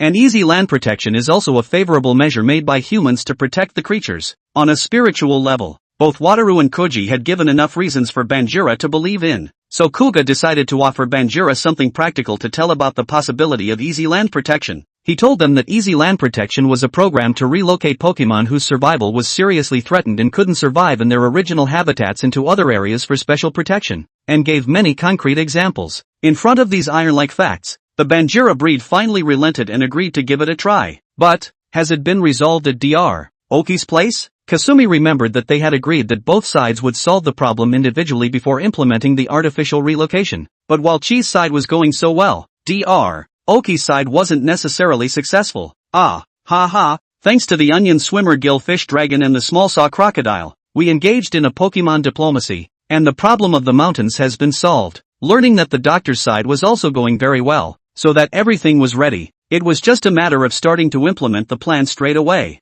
Chi, I'll take care of the artificial migration. It's really thanks to you this time. Where? It's a credit shared by all of us. Wataru took over the migration work, and was also responsible for sending Chi and his group back to Sekido. The Banjira species was placed by Dr. Oki on the mountain range that Onion Yubiho and the others were responsible for negotiating. Since the last time Onion Yubin and the others left, the local Pokemon were ready to welcome the arrival of the Banjira if they wanted the protection of the humans. Princess, as you said, we warmly welcomed the newly arrived Banjira species and also arranged for the previous Banjira mother and child to be incorporated into it. Under the threat of the Great Steel Serpent, the local Pokemon still recognized Zoroark as a princess, at least on the surface. With her efforts, the relocation was perfectly completed. Got it. Well done. Soroyak still thought of the onion swimmer in her heart, but what she had done had disgusted herself to the core. She was going to do this thing she promised him, even though the other party probably didn't even care. This is the first case of successful relocation,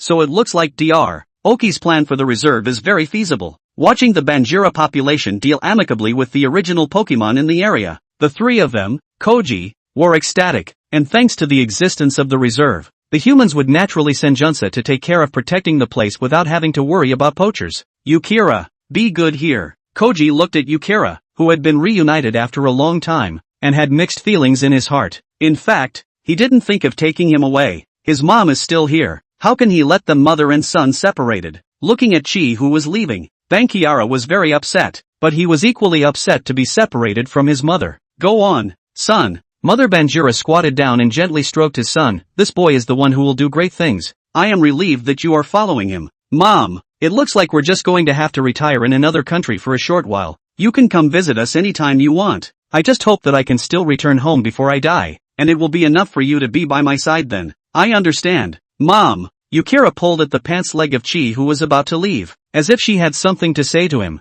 Are you coming with me? But, Koji looked over to Mother Banjira, and when the other nodded at him, Koji understood everything and pulled out his Pokemon and placed it in front of Yukira. Bye. Mom. Yukira pressed the button herself and was received into the Pokeball, which Koji picked up. I've taken in Yukira. Chapter 73, The Prairie Trio. After resolving the Banjira migration incident, Koji took Yukira back to the Uki Research Institute. It's Fire Rock Rat. I brought back a nostalgic guy for you guys this time.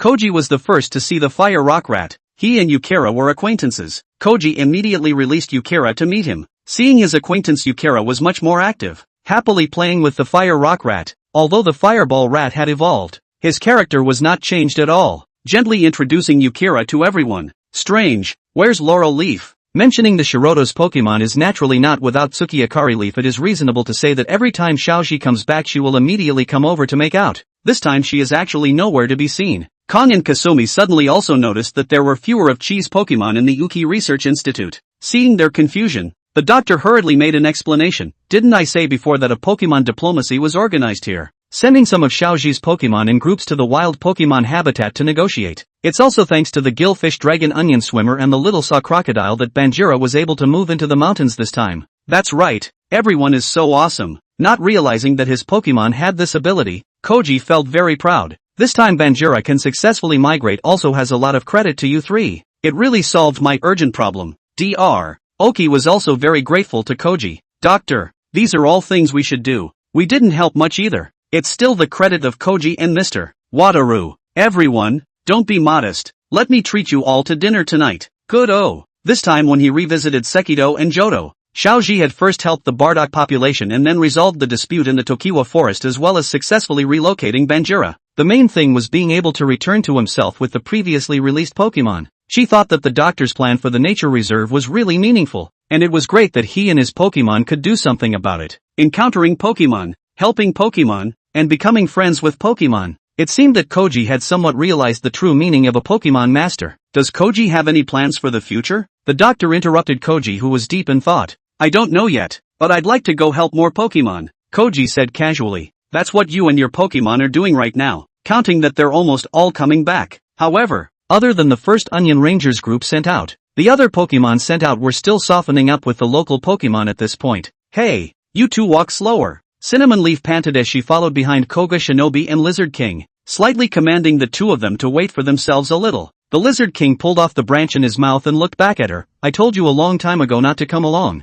And you said that your four-legged ones can't be faster than our two-legged ones. It's really hard to hold back in the backyard. I also want to come out to take a look. The Lizard King looked at Suki Akari Leaf in this manner. It was not good to be sarcastic. His eyes asked Koga Ninja Frog if he wanted to rest for a while. Koga Ninja Frog shook his head, already had an idea in his heart. Suki Akari Leaf, I heard that Xiaoji is going to migrate the Banjira population to Guandu. Counting the time, if we are faster we might still be able to catch up. Didn't say so earlier. I should have known not to come. You two go faster. Hearing this, Sukiya hurriedly overtook Koga Ninja Frog and Lizard King, and in turn urged them to walk faster. The Lizard King gave Koga Ninja Frog a thumbs up. You're the one with the solution. What way or not? I also want to see Chi early, so take your time and dawdle. Koga Ninja Frog finished speaking and quickly caught up with Suki Akari Leaf, the two of them leaving the Lizard King behind. What kind of person is this all? The Lizard King spat. Originally it was the Lizard King and Koga Ninja Frog duo that were sent to the grasslands. Mythical Frog Seed considered that the two of them might be more skillful when they worked together because of their good relationship, and Laurel Leaf Mythical Frog Seed didn't consider letting her participate in Pokemon diplomacy, but she insisted on coming herself and had to go to Lizard King and Koga Shinobu Frog's group, so no one could do anything about her. The grassland is naturally dominated by grass-type Pokemon, although there are also many bug-type, flying-type and so on, but at a glance it is still a large number of grass-type Pokemon that are the most conspicuous. Wow, the Pokemon here are very martial. The three noticed that many grass-type Pokemon were fighting against each other in groups of two, judging from this that they loved confrontation. The Lizard King and Koga Shinobu Frog felt sure that the task would be easy. The two of them together would have to shake a god beast, and conquering a few wild Pokemon wouldn't be a piece of cake. Cinnamon Leaf noticed their dejected looks and couldn't help but spit out. What are you guys giggling about? You're here to negotiate with others, not to fight. This you do not understand it. People who practice martial arts to meet friends, the victor will naturally be respected. Then the work is not much simpler? The Lizard King was still living in his own fantasy. Koga Ninja Frog had already gone up to make a date. Who will fight me? A handful of Pokemon skimmed Koga Ninja Frog with the eyes of spectating fools. Most of them were still busy with their own business, and the scene was very awkward for a while. Pisses me off. So disrespectful. The once-in-a-century Koga Ninja Frog. How could he endure being ignored? He raised his water rapier and slashed between the two groups of Pokemon that were battling each other, leaving a large avenue of marks on the ground. All four of you, together. Koga Ninja Frog finished with a pose, thinking he must have scared them. Where did you come from, mangaka? Step aside and don't get in the way of our sparring. Koga Ninja Frog. Ha ha ha ha ha ha ha ha. Seeing the Koga Ninja Frog hit a snub and walk back with a grimy face when Suki Akari Leaf cackled with laughter, the Lizard King couldn't hold back his laughter either. After all, it wasn't often that the kid got defeated. Why are they so? The Koga Ninja Frog commiserated. Haven't you noticed? People are playing doubles matches in pairs. Cinnamon Leaf was still more attentive than the two boys. Doubles matches? As soon as they said that, the Lizard King and Koga Shinobu Frog could get excited. The two of them looked at each other and smiled evilly at each other before hooking up with the intention of going into battle. Hey, don't forget about me. I heard that Lizard King brother Shin'eo slaughters gods and has a great view. Where? Virtuous Brothers once-in-a-century custodial evolution to save Carlos. That's the real hero. Ha ha, don't be modest. I've long wanted to fight side by side with Lizard King brother. That's exactly what I want too. Koga Ninja Frog and the Lizard King ignored Suki Akari Leaf and complimented each other in their own business. Are you two the only ones here? Chapter 74 Doubles. The two of us have fought all over the world. Come and fight against us. This time, the Koga Ninja Frog and the Lizard King called out together before someone was finally willing to come and fight against them. Looks like they're new. The rank shouldn't be low if they're in their final form. A combination of a mythical frog flower and a great eclipse flower came to meet them, and the Lizard King and Koga Ninja Frog confidently prepared to meet them. Newcomers, I'll let you guys go first. Just what I wanted. The Lizard King and Koga Ninja Frog were not polite either, coming up and attacking with their fastest speed, before the opponent even had time to react. They were both hit. Eat another move from us. The Lizard King and Koga Ninja Frog attacked over again. This time both sides were prepared. The Great Eclipse Flower dodged behind the Mythical Frog Flower ahead of time, and the Mythical Frog Flower made a guard to fend off the two. While we're at it, get on the poison. Ogreflower took advantage of Koga Ninja Frog and Lizard King closing their moves to poison Koga Ninja Frog with a shot of poison powder, but the move had no effect on Lizard King. Just a small poisoning. I don't even care. Koga Ninja Frog didn't take a break and sent a swallow back chop through. Mythical Frogflower used hypnotizing powder and Koga Ninja Frog had to give up the attack in order to avoid it. Oops, you were too slow to react just now. You should have backed me up, Koga Ninja Frog complained. Che, I can beat 10 of them by myself. Where's the need for backup? The Lizard King said and stormed over. Mythical Frogflower did its old trick of intercepting the attack with guard, and Omnivore Flower took the opportunity to hang a paralyze on the Lizard King. What are you two up to? How can you fall for the same trick twice? Yu Guiyi, who was watching the battle, was very dissatisfied. Of course she knew that the Lizard King and Koga Ninja Frog were far stronger than the other party, but the two of them were really fighting too casually. The two of them were also a bit embarrassed on their faces at this time. The Lizard King drew a line on the ground with his blade leaves, each fights on its own, without interfering with each other. This is also called doubles sparring? Teach them to be human. Seeing that the two were separated, the Mythical Frogflower and the Great Eclipse Flower decided to utilize their attribute advantage to focus their attacks on the Koga Ninja Frog, and the double vine whips lashed over. But even hardened plants had no way to pose a threat to the Koga Ninja Frog, let alone a mere vine whip. Koga Ninja Frog easily dodged the vine whips with its flexible positioning, and without realizing it, it had already rushed in front of Mythical Frog Blossom, and the opponent panicked and used guard again. Koga Ninja Frog predicted his prediction and jumped on one heel in front of the Myoga Flower behind him, and cut down him in 3 or 2 strikes. What? Coming right at you. Koga Ninja Frog was about to make a move on Myoga Hana as well, but the Lizard King was already eyeing him. Save one for me. Even with the paralysis reducing his speed, the Lizard King's speed was lightning fast, and a few shots of blades and leaves knocked down Mythical Frog Blossom between conversations. How can you steal heads? No sense of teamwork at all. Koga Ninja Frog was very dissatisfied. Only losers need to cooperate. Real dads are all one chasing 5. Thus, the two used their strong individual strength to win the doubles matchup. What the hell was the fight? That's right, it doesn't reflect cooperation at all. What's the point of watching doubles when it's all like this? The two who were expected to be applauded were spat at for a while by the spectators. Rookie, it's us who won. The fallen Mythical Frogflower and Overflower stood up and didn't lose much ground. Instead, they excitedly announced their victory. What? You were killed by me in one move and you still have the nerve to say you won? That's right, I think you guys can't afford to lose. Although the win wasn't exactly pretty, Koga Ninja Frog and Lizard King felt that how could they be considered losers when it was clear that they had defeated their opponents. We judge the results of our sparring matches here by how well both sides work together, and you two's sparring matches only set off how well we work together. Where is there such a rule? When in Rome, do as the Romans do. See if anyone here recognizes that you guys won? The Lizard King and Koga Shinobu Frog circled around. Their sparring match had been noticed by so many people, and it seemed like the only people who pointed at them after they won the fight were people pointing at them instead of applauding. So they shifted their gaze to Tsukiyakaba, but Tsukiyakaba covered her face with the leaves on her head. Ha ha, even your companions don't think you won. Wait, it's girls ugh. Hearing this, many of the Pokemon that were battling each other stopped what they were doing and surrounded Tsukiyakaba in a group. Really? It's still Laurel Leaf. Pretty girl, do you see how well we work together? The two grass-type Pokemon said inexplicably, and Tsukiyakaba thought to herself, it's none of my business. Please don't be like this, please get out of the way. Yu Guiyi thought to himself, you've never seen a beautiful woman before? But still politely asked them not to surround themselves. It was hard to get rid of them. Koga Ninja Frog and Lizard King came over and stared at her viciously. You too. Why are you looking at me like demented men? Why don't you have any idea in your heart? Obviously we won, why don't you speak up for us? Seeing the way they're treating you, you must be an undercover agent sent by the opposite side. What kind of a brainwave are you? The first encounter with a wild Pokemon went poorly, and Koga Ninja Frog and Lizard King sat back to back by the river. Lost. Laureleaf picked a few tree fruits and handed one to each of the two. Yo, so we're on our own. I thought we were enemies, the Lizard King said conspiratorially. Will you stop being so childish? You guys really didn't do as well as others in the doubles sparring just now. So what? They're the ones who got their asses kicked, and they're still saying we lost. Koga Ninja Frog didn't understand either. Team Rocket often catches other people's Pokemon. According to you, the ones they catch are theirs, and it's the trainers who are sad and suffering anyway. You're stealing concepts. That's right.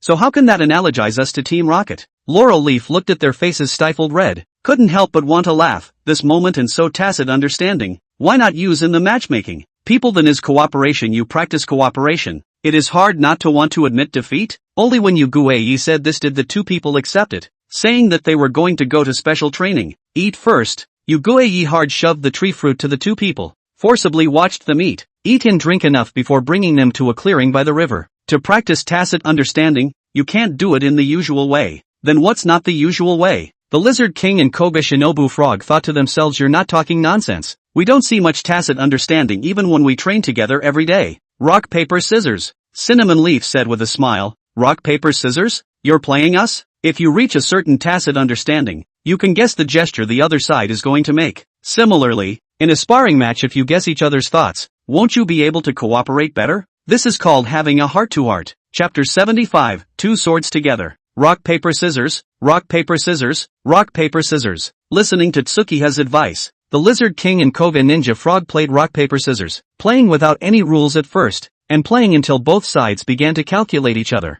calculating whether the other side will follow the same gesture as the previous round, calculating the other side to guess what gesture they will play, calculating whether the other side will counter-judge themselves. Laurel Leaf saw that the two were playing very intensely, and went over to ask, how is it? Is it useful? Big sister, this is not practicing cooperation, this is practicing hooking up. Who are you calling big sister? That's not the point. In fact, the heart of the fight is not lost as a way to practice tacit understanding. The most understanding of their own people in addition to friends may be the enemy. For example, the romance of the three kingdoms Zhou and Zhuge Liang. Zhuge Liang every time can guess Zhou ideas so as to make a response program, so that when they are friends Zhuge Liang can better cooperate with Zhou. When they are the enemy and can make him lose his wife and soldiers. Laurel Leaf again forced the two to play for a while, suddenly happy a degree you two on the hard mouth. Obviously tacit understanding more. Basically the winning rate is 50%. Lizard King did not understand. Nonsense. Rock paper scissors winning rate is of course 50%, purely depending on luck. Laurel Leaf raised his head and said in a tone of an elder lecturing the younger generation, do you understand what is the winning rate? Ties will be counted in the winning percentage? You two basically don't have a draw right now. Basically either you win or he wins, showing that your guesses of each other's thoughts are already pretty accurate. Alright, after playing for so long let's take a break and eat something, can we? The Lizard King clearly felt that Yuguei's words made sense, but he still had a tone of not caring. But in fact, he wanted to take a break completely without Yuguei's consent. No, we must strike while the iron is hot. You two have a sparring match now. A sparring match? I remember the first time I fought against Koga Ninja Frog, but you said I was bullying the newcomer. So you're not afraid of me bullying him now? Koga Ninja Frog was not happy to hear this. I don't like it when you say that. Didn't you know Koji a few months earlier? You've got one shoulder and one head. It's not certain who's bullying who. Yo, I'd like to see how powerful the Koga Ninja Frogs that can't evolve in bonds are. Let go of the horse. These two, together are as big as my shoe size? The Koga Ninja Frog and the Lizard King did as they said. In fact, they trained together in special training every day in the backyard. But the purpose of the sparring sessions was to enhance their power. This time, the Laurel Leaf blinded Koga Ninja Frog. What's this for? How does this fight? Koga Ninja Frog wondered. That's right, I don't want to win. You attack Koga Ninja Frog with a random move. Let him use his skills to parry it. Control the force if it doesn't work and then stop. Oh, like that. The Lizard King nodded his head as if he understood. It's coming. In the instant the Lizard King's words fell, Koga Ninja Frog had already assumed the stance of using the Ikkyo chop,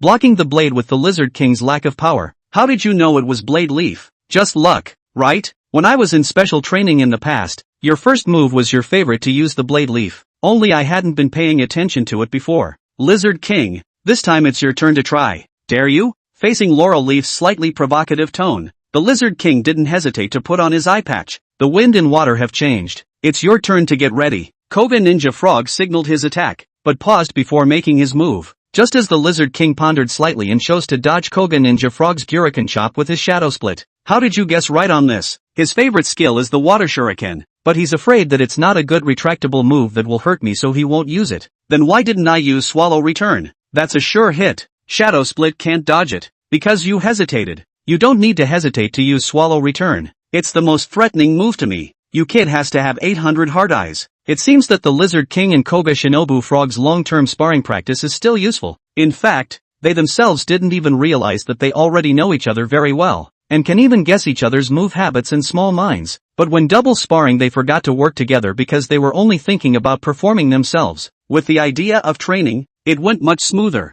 And looking at the Lizard King and Koga Shinobi Frog full of energy, Tsukiyakaba smiled in relief before running off to find food. I feel like the two of us are about to have a double sword fight. More than double swords. It's like being one. Let's go. Whip them. The Lizard King and Koga Shinobu Frog held each other's shoulders majestically and were about to go to the challenge. But as they walked, they suddenly couldn't walk anymore. It turned out to be the laurel leaf with vine whip dragged them. First eat practice for so long not tired Koga Ninja Frog and Lizard King really didn't want to eat the tree fruit. They missed the Pokemon food in the backyard. Only after they had eaten and drank enough did the three of them come back together to the place where they had battled earlier. And those wild grass-type Pokemon were still fighting fiercely against each other. Yo, you two losers are here again. Not embarrassed enough from last time? After knocking down a pair of opponents, the Ogre Flower and Laurel Leaf that they had encountered earlier noticed the Lizard King and the Koga Shinobi Frog. The two of us are here to wipe the slate clean this time. This time we will definitely show you what it means to combine two swords into one. The Koga Ninja Frog and the Lizard King seemed to have already acquiesced to the fact that they had counted themselves as losers in the last sparring match.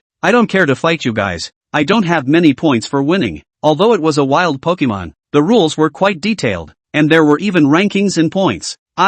Two big brothers, you guys can just fight with them again. Anyway, you guys just won a game. Just as a warm-up for the next game, Laurel Leaf opened her mouth. It's still the pretty girl who can talk. Then we'll instruct you two rookies for one more game. The Pokemon here all seem to have a very favorable impression of you Guei, and when they heard her speak, Myriad Frogflower's attitude was different. Just use the same tactics as last time. These two won't learn from their mistakes. As if it wasn't what Mythical Frog Blossom expected. The Lizard King and Koga Shinobu Frog were still charging towards them in a brainstorm. Mythical Frog Blossom didn't even think about it was to guard. And the Oyakoi flower was brewing up to use the paralyzing powder as well. Unexpectedly, the Lizard King rushed to Mythical Frogflower's front and then moved horizontally. Koga Ninja Frog made a false move and then quickly pulled away. The paralyzing powder did not hit anyone. Double sword combination. Defending the invalidating round. The Lizard King and Koga Ninja Frog used the double sword combination of Blade Leaf and Juhio Chop to knock down two opponents in one move. Chapter 76, The Big Chrysanthemum. What?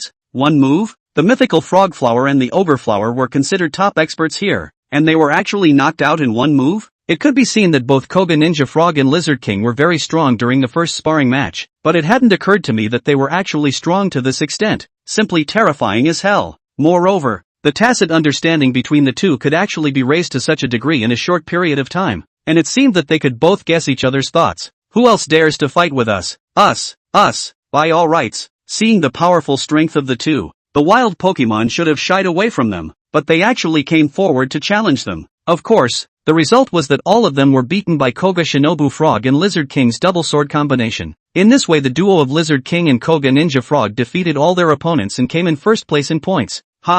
We're the champions. Lizard King and Koga Shinobi Frog popped their crowns and celebrated, making it impossible to tell that they were the world champion Pokemon. What are you two so happy about? Things aren't done yet? Hearing Tsukiakaba's words, the Lizard King and Koga Shinobu Frog realized what they were here for. But having won the championship they should be able to speak with confidence. The two of them looked like new emperors ascending to the throne and stood on a high spot enjoying the adoring gazes of the crowd. Here comes the beauty. Beauty is coming. Laurel Leaf, where are the beauties? Aren't they always there? When the crowd heard that a beautiful woman had arrived, no one paid any attention to the Lizard King and Koga Shinobu Frog, leaving them out to dry. Oni-chan, according to your order, we have selected 3 groups that work best together. Please choose your husband from among them. Seeing this meaning, could it be a martial arts competition again? Nope. Why did I say again? The beauty in the crowd's mouth was actually a big chrysanthemum. How could there be a wild big chrysanthemum in Gwandu? The great chrysanthemum smiled and said please. The grass Pokemon instantly felt their hearts melt. Which 3 teams are they? It's the Great Eclipse Flower, Mythical Frog Flower, the Vine Monster and the Coconut Egg Tree. Oh yeah,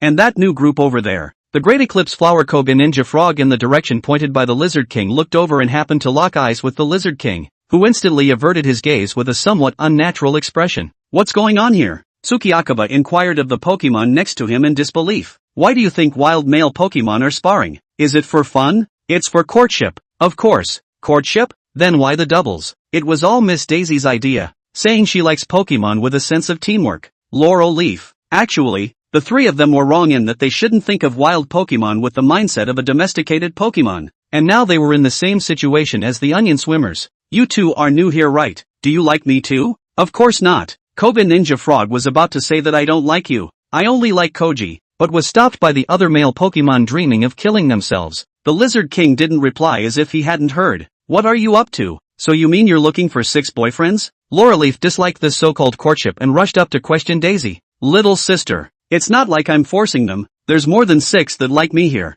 If you don't believe me, ask them. Laurel Leaf turned her head to see their demented gazes. 6 boyfriends isn't impossible. 6 is not enough. Missy, please consider me. I want to be the spare tire too. This. Alright, you guys don't scare the little girl. Of course I can only find one boyfriend. Hearing that Big Chrysanthemum only needs one boyfriend, the previously tacitly cooperative mythical frog flower Great Eclipse flower between them and the vine monster coconut egg tree instantly flared up. Missy's boyfriend is me. It's your head. Are you worthy? I think you're looking for death. Wait for me to finish cleaning you up before going to fight the 4 of them. The Great Eclipse flower and the mythical frog flower twisted and fought together. The vine monster and the coconut egg tree also fought when they saw this, completely disregarding their previous feelings of fighting side by side. Only the Lizard King and Koga Shinobu Frog were at a loss for words, as they hadn't realized what was happening. Stop it all. Ojuka suddenly exploded in rage. So your tacit cooperation before was all an act. I won't like people like you. No, Missy, listen to my explanation. Yes, we were fooling around. The 4 people who were still fighting a moment ago instantly made peace and kissed each other like brothers. But where did Big Daisy eat this up and directly told them to get lost? Looks like my boyfriend will come from among you guys. Tsukiokari Leaf looked to Koga Shinobu and the Lizard King. No, the 2 of them don't even know what's going on here. They just simply want to fight against each other. Hearing that Big Chrysanthemum was going to choose the Lizard King and Koga Ninja Frog as her boyfriends, Tsukiokari Leaf rushed up to stop them. Little sister, what qualifications do you have to make decisions for them? I don't think you understand men at all. The Big Chrysanthemum finished and had to touch Yugueye's head, which made Yugueye furious. Lizard King, speak up. It took this shout from Yugueye to bring the Lizard King out of his bad memories from before. What's wrong? You pissed me off. Daisy could see that the Lizard King seemed a bit embarrassed to face herself, and could also see that the 2 of them really weren't here to fight over themselves. No, she still planned to play the game to the end. Although there is only one boyfriend, I can fulfill a wish for one of you too. Fulfill a wish? I want the Pokemon here to agree to annex this place into Dr. Oki's nature reserve. Can you do that? Once Koga Ninja Frog heard that there was a wish that could be granted, he directly stated his purpose, which allowed Oju to probe them. Ha, I say yes, everyone say yes? Okay. As soon as they heard that Big Chrysanthemum agreed, the crowd of wild male Pokemon responded in droves, and they might not even know what to say anymore. See how popular I am? Little sister. Big Chrysanthemum looked at Laureleaf in a slightly provocative manner. These people are brainwashed by you, aren't they? That's the charm of a woman. This handsome man, what about your wish? Big Chrysanthemum also purposely came closer to speak to the Lizard King almost face to face, and the Lizard King subconsciously stepped back, unable to hide his nervousness. I'm the same as Koga Shinobi. I forgot to mention the premise. Someone has to be my boyfriend for me to grant your wishes. Daijiku suddenly backtracked. You went back on your word. Little sister, it's called the final interpretation, right? Belongs to me. Besides, I have my eye on this Lizard King little brother. Chapter 77, The Mythical Frog Family. Big Chrysanthemum suddenly said without a clue that she liked the Lizard King, which made the local wild male Pokemon envious. The Laurel Leaf Koga Ninja Frog and the Lizard King were also confused, thinking to themselves that this goddess was too casual. What are you babbling about? We made it very clear that the 2 of them aren't here to court you at all. Little sister, do you know how to be polite? Who are you to make decisions for him? I want to hear him speak for himself. Who is your sister? Fine. Lizard King, tell her yourself. Of course the Lizard King wouldn't agree, even though he had liked another Daisy in the first place, and that was the last thing he wanted to mention about his black history. Besides, he had business to attend to on this visit. He finally willingly looked at Big Daisy's eyes and opened his mouth to refuse, but before he could open his mouth, Big Daisy, who had a premonition, suddenly whispered something in the Lizard King's ear. The Lizard King's face suddenly changed, and after obviously hesitating for a moment, he still opened his mouth and said, "Okay, I'm willing." From the tone of his voice, it sounded as if he was very reluctant, but he agreed in the end, and Big Chrysanthemum was very pleased. Do you realize what you're saying? Koga Ninja Frog was surprised to hear the Lizard King's decision, thinking that the Lizard King had been compelled by Daijikiwa. As for Big Chrysanthemum, at this point, he was already so angry that he couldn't say anything. He didn't expect the Lizard King to be so frivolous that he would want to be with someone else after only meeting them for the first time. Isn't this quite good? This way our mission can be accomplished, the Lizard King said carelessly. Brother, I didn't expect you to be so great, giving yourself up in order to complete the mission. Koga Ninja Frog hugged the Lizard King and cried, leaving the wild Pokemon whole speechless as he actually felt that he was shortchanging the Lizard King by staying with Daisuke. How about it, little sister? See the truth? Daisy looked at Laureleaf in a slightly provocative manner. Good. In that case you should hurry up and have them prepare the nature reserve. Sukiya sighed and had to accept the facts. Just as if she had to continue to get the mission done even for the sake of Koji. The male Pokemon are just a matter of my word. And I'll have to persuade the females slowly, so you'll have to wait. How can you go back on your word? Little sister, I said I could help you guys, but I didn't say it was immediate and right away. Besides, the two of us have just gotten together and haven't even had a chance to enjoy our sweet romance yet. Big Chrysanthemum finished by taking the Lizard King's hand with the vine whip. Come on dear, I'll show you around. The Lizard King was a little embarrassed, but it was not good to shake her off, looked back at the two companions, and stiffly followed Dejuhua away. What do we do now? What else can we do? Just wait. In fact, both of them knew clearly that Dejuhua must have told the Lizard King some conditions that could not be refused so that he would agree. But they just didn't know whether Dejuhua would really help them. It's already far away. No need to pretend anymore. The Lizard King roughly let go of Daisy Flower's vine whip, and the other party relentlessly held it back. You're my boyfriend now. We're not acting, but you're actually going to be my boyfriend for a few days. What exactly is your purpose? Don't think I can't see that you're scared of me. I just want to play with you. Funny, I would be afraid of you? The Lizard King couldn't talk about being afraid of Big Chrysanthemum. It was just that it did seem a bit awkward to get alone. Since you're not afraid, feel free to be a good boyfriend. I'll take you to meet the highly respected Pokemon here to discuss our marriage, and they can help with your affairs. Marriage? You have to know how to be flexible. We're Pokemon, not humans. We can be married without being counted. When the time comes for the raw rice to be cooked, you guys can just run away. This casual attitude of Big Chrysanthemum's towards her feelings made the Lizard King feel strange. Even if she thought this was fun, she didn't need to get herself hitched too, right? He, the Lizard King, would just pat his ass and leave after he was done with his business, but Dejuhua would still have to continue to live here. Big Chrysanthemum seems to see the Lizard King's thoughts, slightly proudly said, I am just abandoned by other men 10,000 times. The licking dogs here will still hold me up to the sky. Up ahead is the gathering place of the most prestigious mythical frog family here. The mythical frog flower you guys encountered earlier belongs to this family. The Lizard King followed Big Chrysanthemum's gesture and looked over, and sure enough, there was a group of mythical frog seeds and mythical frog grasses there. Bother your companions and tell them I've brought my new son-in-law to pay my respects. A myriad frogweed saw that the person who came was Great Chrysanthemum and quickly went up to flatter her. It's Miss Great Chrysanthemum. Ah, you, what else are you informing us about when you're here? Our old lady reads about you every day. The other mythical frog grass and mythical frog seed saw Big Chrysanthemum flower and greeted her as they walked inside. No one paid attention to the Lizard King, who silently followed them. They came to a secluded place. A few grass Pokemon seemed to be having a family meeting. Sitting on the upper seat was an older mythical frog flower. Lizard King guessed that this would be the old lady they were talking about. Goo, let me see. How come you've lost weight again? Quick seat, quick seat. The old lady likewise only focused on greeting Big Chrysanthemum, ignoring the Lizard King. Old lady, I came to bring my new son-in-law this time specially. Let's talk about these small matters later. Grandson, quickly pour tea for Miss Dejuhua. The old lady interrupted the Great Chrysanthemum flower and glanced at the Lizard King without any goodwill. Then a younger-looking myriad frog flower poured tea for the Great Chrysanthemum flower attentively. He was the second youngest master of the mythical frog clan, the family successor that the old lady valued. Grandma, the other Miss Dejuhua came to pay her respects with her boyfriend, and she hasn't even saluted you yet. The lemony flower who had settled down next to the other young myriad frog flower suddenly spoke up. She hadn't brought a gift at a glance at the Lizard King specifically to try and embarrass him. She was the wife of the eldest young master, and had usually been no match for the eldest Chrysanthemum flower. Originally, the old lady wanted to let the Big Chrysanthemum to be the second young granny. This if into the family even more have to pressure her head. Now good, found an unidentified guy. She can catch the opportunity to enjoy the humiliation.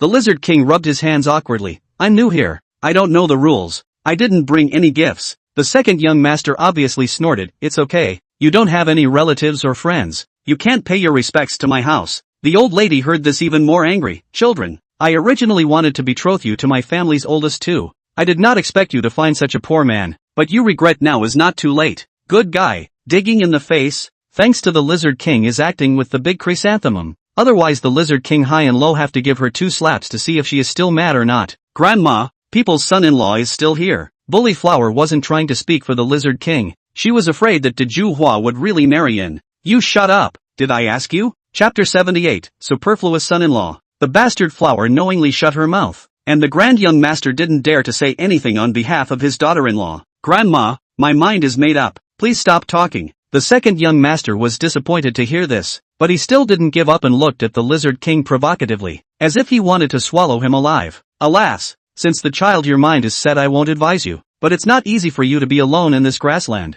Grandma here is your mother's home. Alone? At first the Lizard King wondered how there could be a wild daisy here. It seems that this guy's life is really worth looking into in detail. Hey, did you listen to my grandmother? Are you looking for death? Lao air, don't be general with the countryside villager. The old lady carefully sized up the Lizard King. Young man, you don't have any power here. I really don't want Juhua to marry you, but I can't do anything if she wants to herself. However, you can only be a door-to-door son-in-law. The old lady thought that saying so would make the Lizard King furious, thus stirring up the marriage. Everything is up to the old lady. The Lizard King didn't care. Are you a man? Hear me clearly? It's for you to be a flunky. A flunky. The second young master was stunned. A flunky is a flunky. What's the point? The Lizard King thought to himself that it doesn't count anyway. When I'm done patting my ass and leaving, you guys go play by yourselves. The Lizard King suddenly felt a little hungry, saw the various fruits on the table, casually took some and nibbled on them. See, you have good conditions here. I have 2 friends who are still hungry.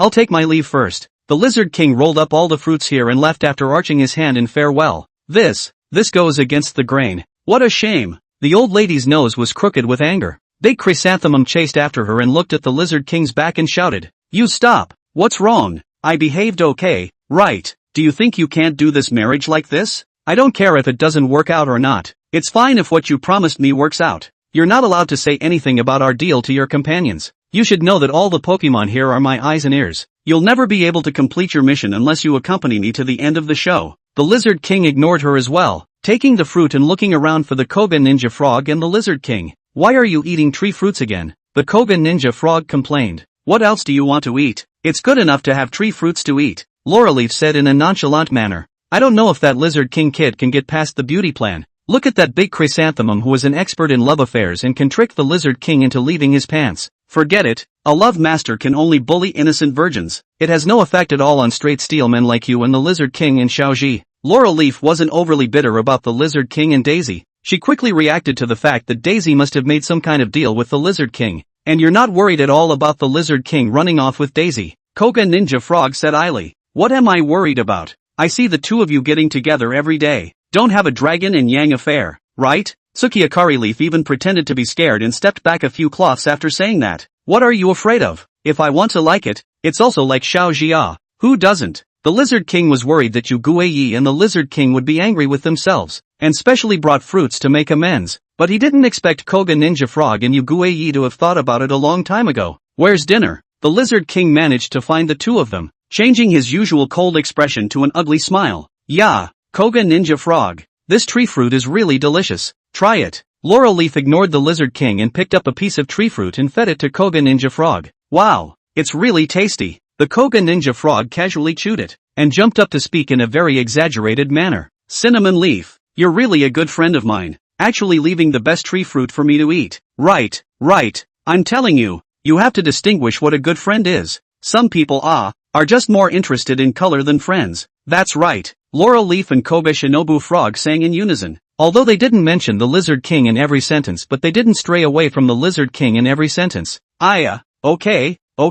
I've specially come to make amends with you guys." The Lizard King couldn't take it anymore. "It seems like there was a fly buzzing in my ear just now. Where was it? I'll swat him for you." "Forget it, leave him alone. Let's go around. I heard that someone is getting married. Go join the fun." Yeah. "Lizard King, are you 2 the only ones here?" "Ahem, I brought you guys some fruit." Seeing this, the Lizard King pulled out the fruit he had just shunned. Isn't this the Lizard King? My good friend, I knew you were the best." Koga Ninja Frog immediately changed his face when he saw that the Lizard King had bananas, oranges, and pears, which were much more abundant than tree fruits. "What's that? A few fruits and you're bribed. You eat some too." The Lizard King peeled a banana and attentively handed it to Laurel Leaf. "Che, I'm forgiving you for cheese sake, not because of this banana." Okay.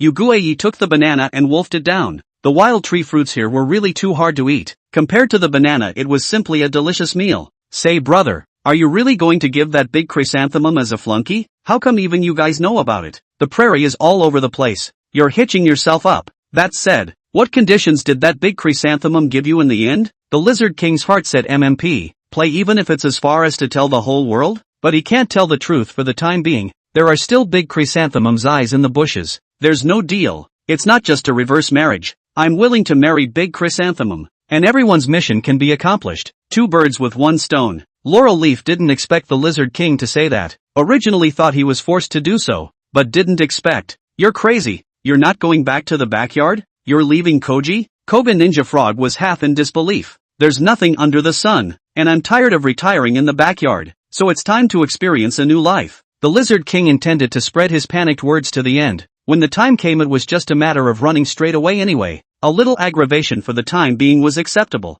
You go experience your new life. Get lost. Laurel Leaf was furious and threw the banana peel at the Lizard King's face. I'm leaving now, so you two take care of yourself. Seeing that the eye in the grass still wouldn't leave, the Lizard King knew that the other party wasn't convinced yet, so he had to choose to leave to explain later when he had the chance. The Lizard King was walking down the road thinking about what to do later when he was suddenly stopped in his tracks by a group of Pokemon, each of them wearing a mask. What do you want? The Lizard King flashed his blade leaves. Leave MS. Daisy and we'll guarantee you a trouble-free life here. Or else, did the old lady or the second young master send you? What nonsense. We don't know any old lady or second young master at all. The other party was obviously flustered. Big brother, we're Pokemon. What can we cover up by wearing a mask? The Lizard King cried and laughed. Chapter 79, Concubine at the Engagement Ceremony? Although Big Chrysanthemum was not an aborigine of the grassland, the Myriad Frog's family had always regarded her as their own, and the old lady loved her very much. The people below naturally didn't dare to treat her lightly,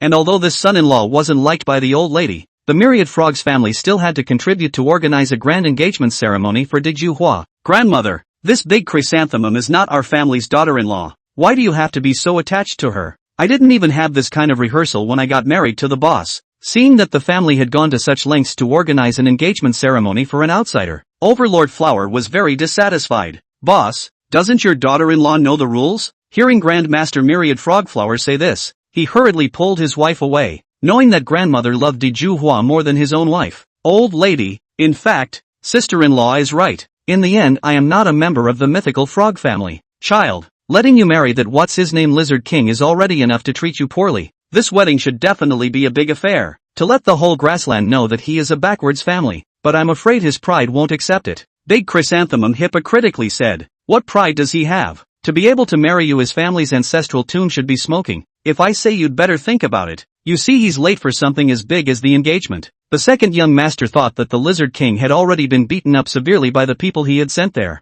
Humph. He's actually late for such an important occasion. Countryside is just unruly. Did something happen on the way? What could have happened? He must be unwilling to fall in line. I don't think he's even interested in you. The second young master didn't miss any opportunity where he could belittle the Lizard King. Miss Diju, the engagement ceremony is about to begin. You see? The subordinate pretended to be in a difficult position. This engagement ceremony can't be done without him? Who are the guests to see him? Do it! Without the groom to do the engagement ceremony. Then this wedding is a joke in everyone's eyes. The second young master's calculations are really loud. No way. What's an engagement ceremony if he doesn't come? Diju insisted on waiting for the Lizard King to come. Wake up. He won't come at all. Who said that? With a few thuds, several mythical frog seeds mythical frogwort crashed through the gate and fell in, followed by the Lizard King's 2 rounds of blade leaf slashing through the entire gate and dragging 2 mythical frog blossoms with him on his domineering entrance. The second young master's face turned pale at the sight, knowing that things must have gone wrong,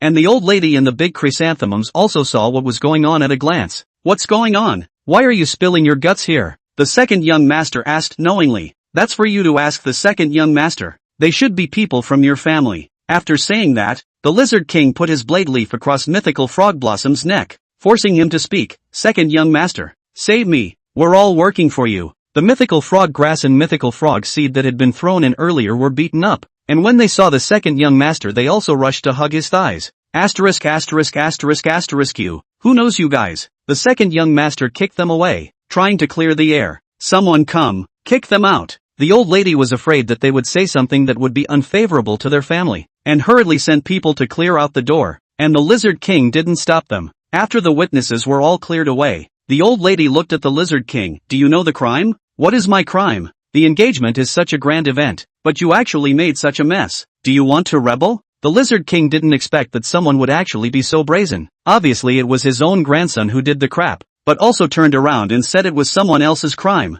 Being exasperated, the Lizard King said in a bad mood. Noisy, why do you old undead talk so much? Bold, how dare you talk to my grandmother like that? The second young master rushed up to hit the Lizard King and was scared back by a look from the other party. I'm the one who tied this marriage, not you guys. It's not like I have to marry her. You let her speak for herself. Is this marriage still contracted? You. The old lady was too angry to speak. Grandma, leave this matter alone. I am definitely going to marry the Lizard King. Big Chrysanthemum knew that the Lizard King had anger in his heart, and came over to gently remind him that offending the mythical frog family nature reserve would not be a good thing to do. Alas, forget it, I don't want to be in charge of this crap. Let you guys go. The old lady was exasperated by the Lizard King's headache, but the big chrysanthemums still like him, and he himself has always loved the big chrysanthemums. Thus, the grand engagement ceremony was opened, and almost all of the grasslands Pokemon went to attend. Hurry up and go. There's nothing to eat if you go late. Koga Ninja Frog and Suki Akari Leaf came to join in the fun, but in fact, they mainly wanted to dabble in some food. Really, how can we end things like this? Suki Akaba sulked. What? You're afraid that the Lizard King will hitch himself up? That's not true. It's just that it feels like we're getting farther and farther away from what we expected. We obviously came here for the nature reserve, but we ended up doing a bunch of irrelevant things. Suki Akari Leaf and Koga Shinobu Frog quickly reacted to the fact that the other party was acting after their disagreement with the Lizard King, but they didn't know how to cooperate with the Lizard King anymore. Unbeknownst to them, the Lizard King would be doing something amazing at the engagement ceremony. Big Chrysanthemum's popularity in the grasslands was quite high, and with her hosting the engagement ceremony coupled with the mythical frog family's connections, it was held in a watery place for a while. Koga Ninja Frog and Suki Akari Leaf managed to squeeze into a front row seat and picked up fruit to eat. The great chrysanthemum noticed them and said to the Lizard King, "Those two companions of yours are here. Today I want you to announce in front of them that you're going to marry me. Didn't your eyes see that? I've already made it clear to them. You're simply acting. Do you really think everyone else is a fool? I simply can't see your sincerity, then there's no way I can do anything for you." De Juhua said slightly threateningly. Good, just I hope you must do what you say, or else make a note. The Lizard King stiffened as he led Daisy into the arena, most of the Pokemon in the arena looking at him slyly. Laurel Leaf said in disbelief, "I feel like these Pokemon want to eat the Lizard King. That's for sure. Daisy is their goddess. If you had that kind of tactics from someone else, everyone would be there to see you." Koga Ninja Frog snickered. Ha, man, don't beat me to death. I just don't like her like that. I only like Koji. That's if she didn't seduce you. I've heard about your dark history with fairy elves. You shut up. With the host's announcement, as per procedure, the Lizard King was going to get down on one knee and propose to Daisy, but the Lizard King directly grabbed the microphone. Today is my engagement ceremony with Daisy Flower. I'm going to marry her. As Daisy Flower wished, the Lizard King announced in public that he was going to marry her. You. What?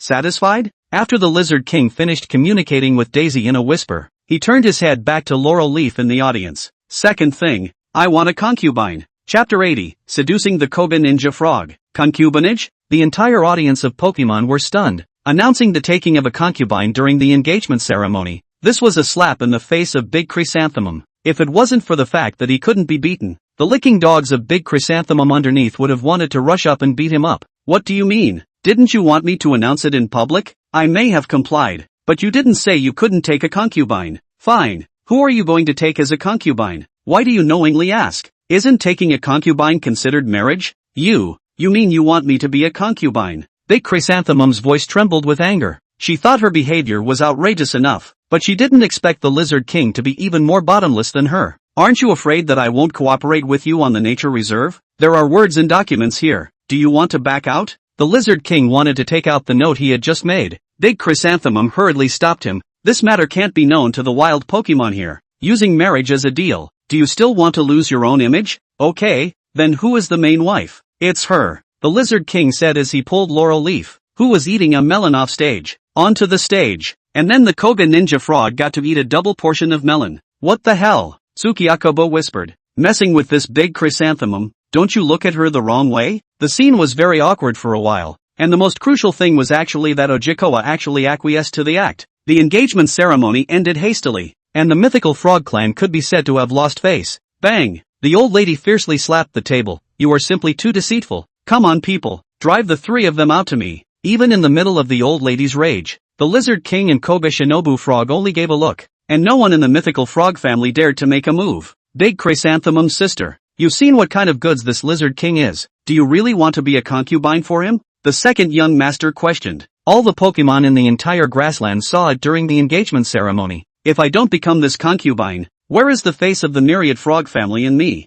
They Chrysanthemum cried like a pair and pretended that it was for the face of the myriad frog clan. Alright, if I say let's get married, what are you talking to them about? What's in the way of their family? The Lizard King added fuel to the fire. You get out of here. Just leave. You think I want to be here? The Lizard King finished speaking and left with the confused Tsukiyakaba, completely ignoring Daijiku, or even Koga Ninja Frog. What the hell are you doing? Although she didn't understand, Tsukiyakaba had never failed to cooperate with the Lizard King, asking him only when the two were alone. I think this Daijiku is too suspicious. I must find out what she's up to. Why do you care so much? Wouldn't it be fine if she can do something for us? Then I can't put my innocence on the line either. Oh, now what? Not only your innocence, my innocence has been taken in by you. If you don't enter the tiger's den, how do you get the tiger's son? If we don't figure out what happened to Big Chrysanthemum, even if this reserve is built, can you rest assured? The Lizard King and Tsukiyakaba continued to discuss their next plan, and Koga Ninja Frog remained in the mythical frog clan at this point, as the Lizard King hadn't called him. No one seemed to care about him either. Koga Ninja Frog watched the family get pissed off enough by the Lizard King that he was afraid they would come after him and planned to sneak away. Your name is Koga Ninja Frog, right? Can I talk to you? Daijiku called out to him. Koga Shinobu Frog happened to want to probe Daijiku as well, so the two of them found a secluded place to chat. If there's something you want to talk about, just say it. Do you think I'm a frivolous person? Yes. Koga Ninja Frog didn't hide his distaste for Daijiku at all. This was exactly the same as the Lizard King. If you had a life as tragic as mine, if you're going to say it, just say it, don't lay it on. Koga Ninja Frog very impatiently interrupted Daisuke, and the other smiled helplessly. I'm a human Pokemon, as you should be able to tell. Tsukiyakari Leaf continued after a pause. I fell in love with my trainer's ace Pokemon, and as a result, I was ostracized by another female Pokemon and isolated from the others. And my master unceremoniously abandoned me because he thought that I was affecting the unity of the team. Then your life is quite tragic. But I see that this myriad frog flower old lady isn't quite kind to you, and the Pokemon here are fighting over you. Aren't you satisfied yet? Is it my fault that they fought so much? It's their own fault for not understanding unity. Daisy got a little agitated. Sorry, I said the wrong thing, realizing that he was a bit out of line. Daisy moderated her tone. I just saw that they seem to have ostracized you a bit as well. Right. Right. Koga Shinobu wondered where she had seen that. So it seems we're really in the same boat. No? What does that have to do with what happened with you and the Lizard King? Koga Ninja Frog felt that communicating with Daisy was a real struggle. The Pokemon I fell in love with was also a Lizard King. He actually did nothing when I was ostracized and isolated. And he didn't say anything when I was abandoned by my master. No wonder you took a liking to our Lizard King as soon as you came up. What's with the Wan class secretary here? Unfortunately, he is actually no different from the previous Lizard King. Even if he doesn't like me, he shouldn't have humiliated me so much in public. Right, deal with it. If you ask me, it's simply too much. Let me tell you, I saw that the two of them weren't right before, and I didn't expect that they actually did have an affair. He must be trying to borrow your identity and Tsukiyakari Leaf to be a couple of quick lovebirds here. Koga Ninja Frog was getting more and more outrageous as he spoke, wanting to see what Daijikuya's reaction would be. Since the two of us are in the same boat and are destined to get to know each other, why don't we make this quick lovebirds? Koga Ninja Frog, UTM, this is too jumpy. Big Chrysanthemum saw that Koga Shinobu was silent and thought he was thinking about it. You don't know. Today's incident was premeditated by him, and that Tsukiyakari Leaf knew about it a long time ago as well, and they just want to abandon you. Then what should I do? Koga Shinobu Frog could barely hold in his laughter. I know you're definitely more responsible than that Lizard King, and I'll still take care of the nature reserve for you, as long as you steal the note from the Lizard King's hand and act as a witness to announce their plot in public. It was then that Koga Ninja Frog figured out what Oikuya was up to. This woman was scary. Luckily he trusted the Lizard King enough. It doesn't matter if you don't want to, as long as you agree to be with me, I'll immediately go and break up with the Lizard King, and then they won't have a leg to stand on here. Daijiko finished by throwing a wink at Koga Shinobu. So, are you seducing me? Koga Ninja Frog said with sudden seriousness. You're not allowed to insult the Lizard King or the Cinnamon Leaf. They're both my companions. Also, I sympathize with you for what happened to you before, but you chose the path yourself. Since you made a deal with the Lizard King, you have to play along. What's the point of engaging in these little tokusatsu? Chapter 81, Speculating on the Truth. Daijiku was confused by this sudden reversal of Koga Ninja Frog's entirety, and didn't react for a moment as Koga Ninja Frog turned around with an expressionless face, intending to leave. Who the hell is the one who can't afford to play? Even if he doesn't like me, he, the Lizard King, can't humiliate people in public like this, right?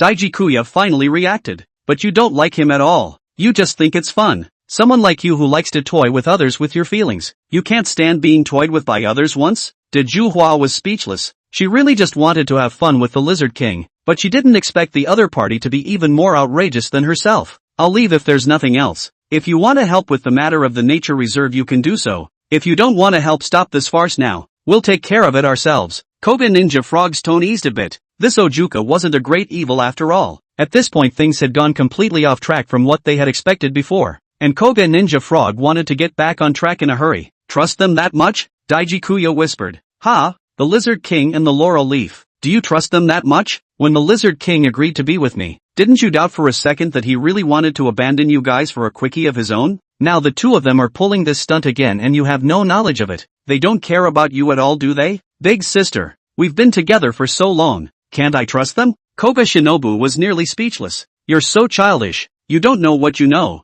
The only one you can trust in this world is yourself. I'm not going to talk to you much more. You'd better calm yourself down. Koga Ninja Frog suddenly felt a bit sorry for Tsukiyakari Leaf. Not having met a good master, she couldn't understand the kind of bond between Koji and Koji's Pokemon. Everyone might have small conflicts, might look at each other sometimes, but they would never ostracize and isolate. Xiaoji would also never give up any of his Pokemon. So are you really going to marry Daisy? Laurelleaf asked the Lizard King. Originally I thought something would change in her attitude after making a scene like I did, but now I think I can't really read her. What if she really likes you? Do I look that attractive to you? That's true. After Koga Ninja Frog left from Daijiku, it took a while to finally find the Lizard King and Laurel Leaf. What did you just do? How dare you? I was dying of embarrassment there if you didn't take me with you. The Lizard King did ignore Koga Ninja Frog at that moment. After all, there was no more Koga Ninja Frog in the plot he envisioned next. I had a talk with Daijiku. Oh, what did she tell you? Koga Ninja Frog repeated a conversation he had with Oikikawa to the two of them one by one.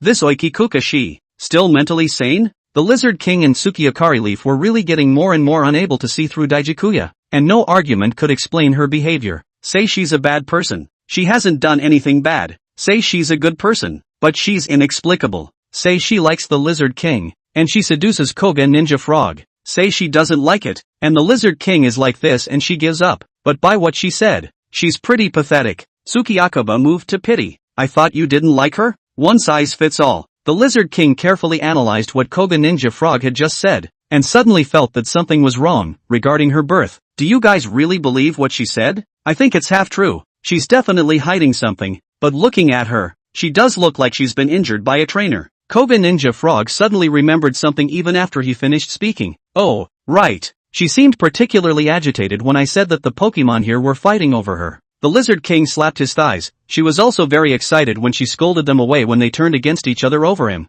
The Great Eclipse Flower and the Mythical Frog Flower. After the two of them analyzed the situation, the truth came out, and they probably surmised Big Chrysanthemum's life. No wonder she chose her boyfriend and let people play doubles against each other. Yuguei listened to the two men's speculation also enlightened. What do we do next? Doesn't she want us to implode? Let's just stick together and piss her off. Daijikuya silently left tears in her eyes as she remembered the previous events after Koga Shinobu Frog left, and she stubbornly dried her tears to keep them from staying. Isn't this the most popular Miss Daijikuya in the grasslands? Why is she still crying? It turned out to be the great young grandmother Overlord Flower who stumbled upon Great Chrysanthemum Flower, who was wiping her tears, and spoke out in mockery. Which eye of yours saw me crying? Get out of the way. Big Chrysanthemum Flower regained her temper. It's now and you're still so arrogant. You're a lowest concubine who dares to talk to me like this. Do you know the rules? Rules? Would you have been stepped on by me for so many years if the rules worked? Big Chrysanthemum approached Bully Flower step by step. She had beaten up the Bully Flower who bullied her severely the first time she came, so the other party was very scared.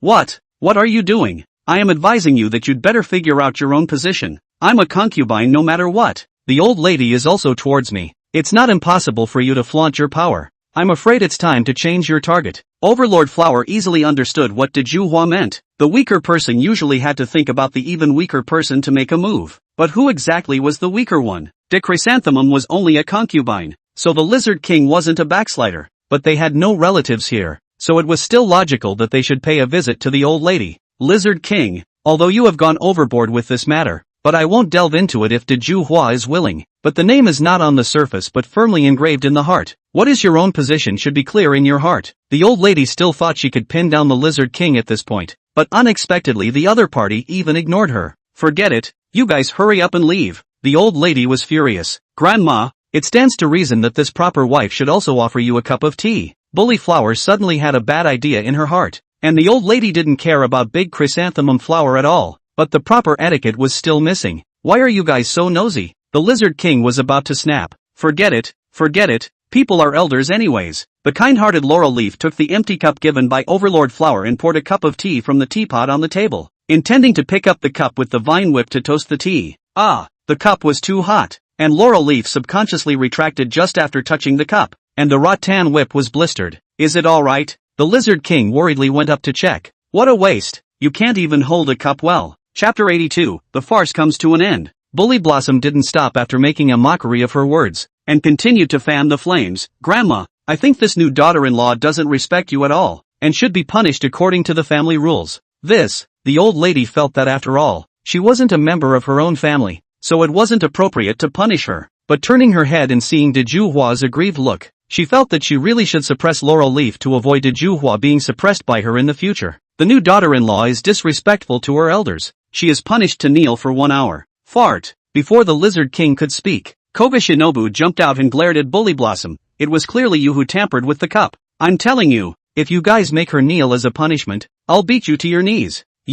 It's not your turn as an outsider to meddle in our own family affairs. Bully Flower was terrified, but still spoke out of turn on the strength of having someone to back her up. You also know that we are outsiders, right? You're giving your old lady some face because she's old, but you really think you're an onion? The one who spoke was the Lizard King. In fact, the first one who should state his position was him, but I didn't expect to let Koga Shinobu frog this kid grab the lead. You guys? Against the grain. Come on people, take them down. Knowing that the Lizard King was powerful, the second young master had been holding back and not saying anything, but when the words came to this he had to take the lead. But the Myriad Frog family, these shrimp soldiers and crab generals, are not the opponent of the Lizard King and Koga Ninja Frog. Directly by the two of them beat the out of them and fall into a state of flames. Within a few rounds they were all ed down. You want her to kneel, right? Blade Leaf and Azumi Chop were all over Lemony Snake's neck, freaking her out. What are you guys doing? I'm the great-grandma of the mythical frog family. Battlestar Galactica quickly realized that the name didn't help at all. The guards had already been taken care of by all of them,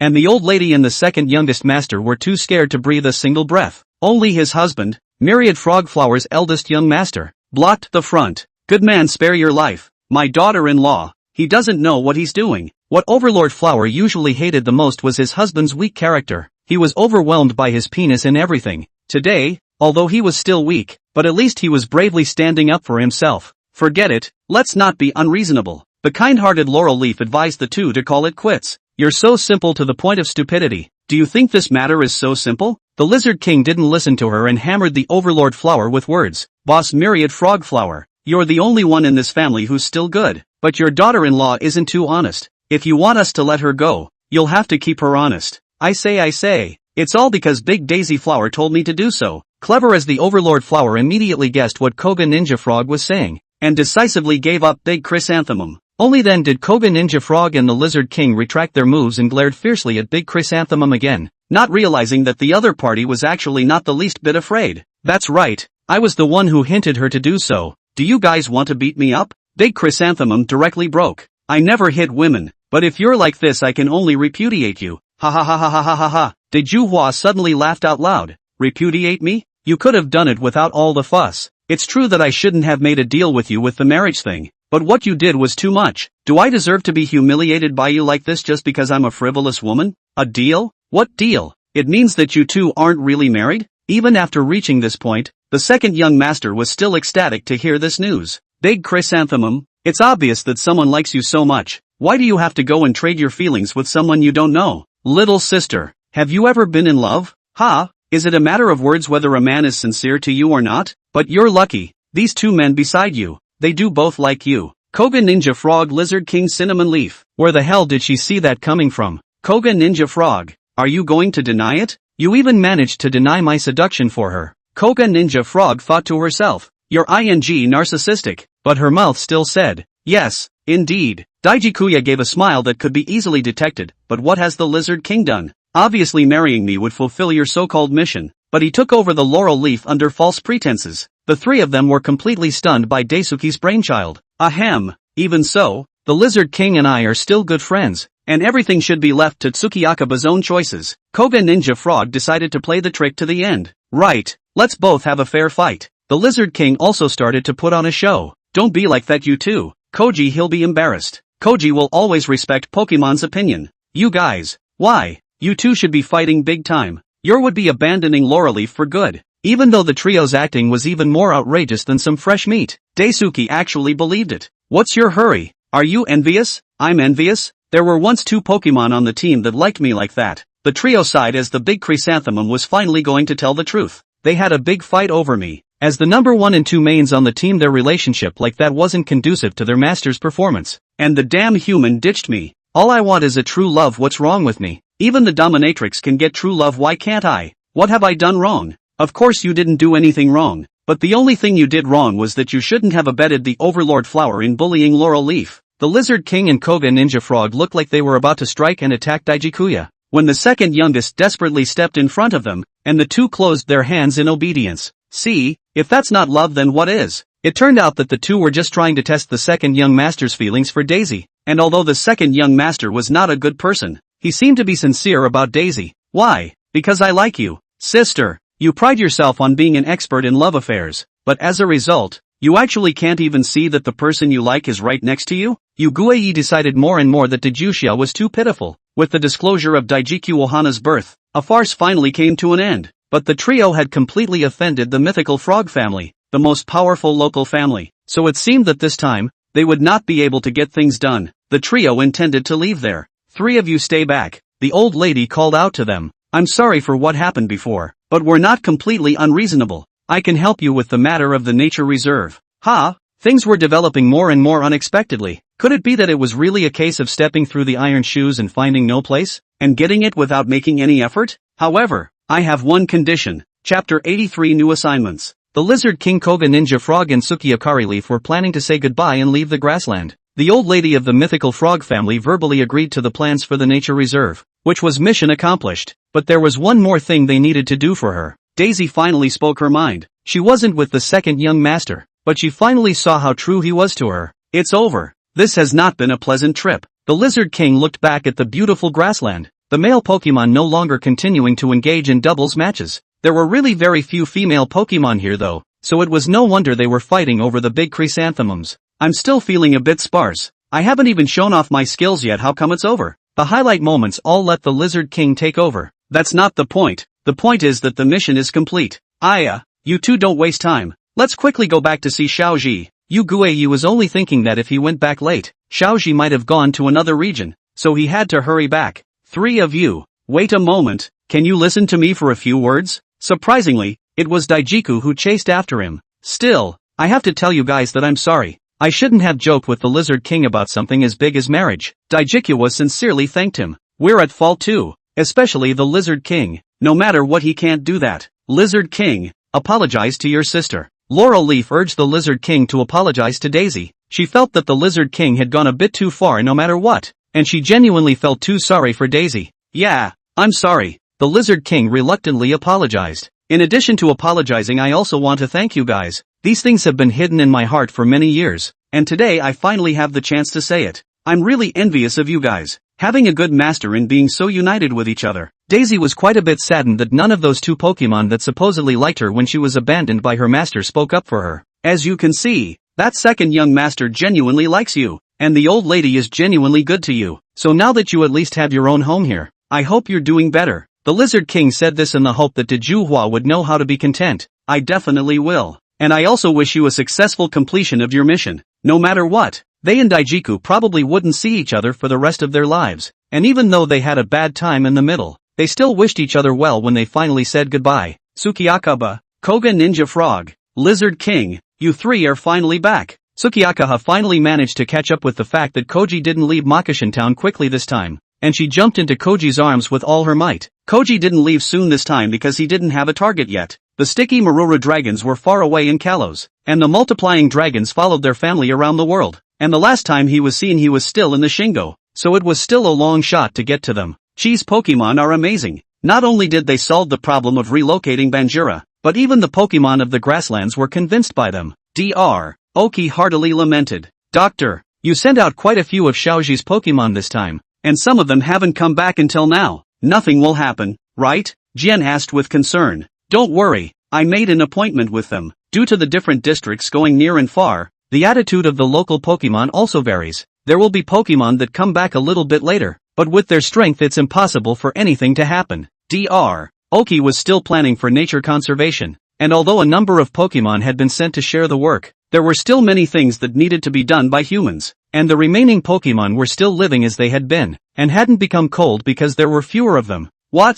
You should discuss such a big thing directly with the doctor. The Lizard King spoke to the mythical frog seed about the matter they had promised the old lady to take care of. What else is there to discuss? When the nature reserve is built, the Oki Research Institute will naturally be part of the reserve, so won't you save Dr. Oki a lot of work by doing it directly? Lizard King rationalized. Last time the onion swimmers they said that things can be done is the result of multiple parties compromising with each other. And this time you guys went and agreed to people's conditions. I just don't understand. Such a good thing. Why are they resisting it?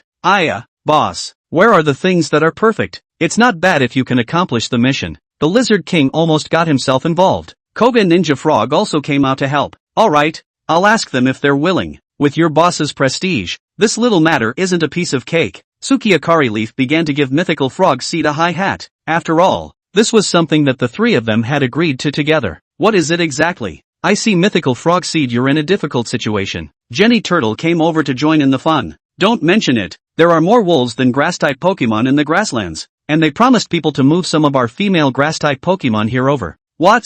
You guys can agree to such an excessive condition? Lizard King Koga Ninja Frog and Laurel Leaf actually regretted it a bit, not thinking too much at that time in a brainstorm. Actually, the other old lady didn't say that she must ask us to accomplish this thing. It's just a request. It's because the grass-type Pokemon here were originally relocated from there. There's such a thing? Then why did they move away? In fact, if it wasn't for the relocation of this group of grass-type Pokemon, Mythical Frogseed might have been able to travel with Koji for a while longer, the hidden meaning of which the old lady is unwilling to tell us, so you'll have to explore it yourself. Boss? In that case, I'll accompany you. Jenny Turtle volunteered to go with Mythical Frogseed. The two of them hadn't worked together in a while. In that case, I'm going too. Dot decided to try out with them as well. Mostly she wanted to help Mythical Frogseed share some of the load. It shouldn't take that many people to give, right? Brother, I'm Grass and a girl, not much more suitable than a Jenny Turtle. If you want to put it that way, I'm still the captain of the fire department. I'm very capable.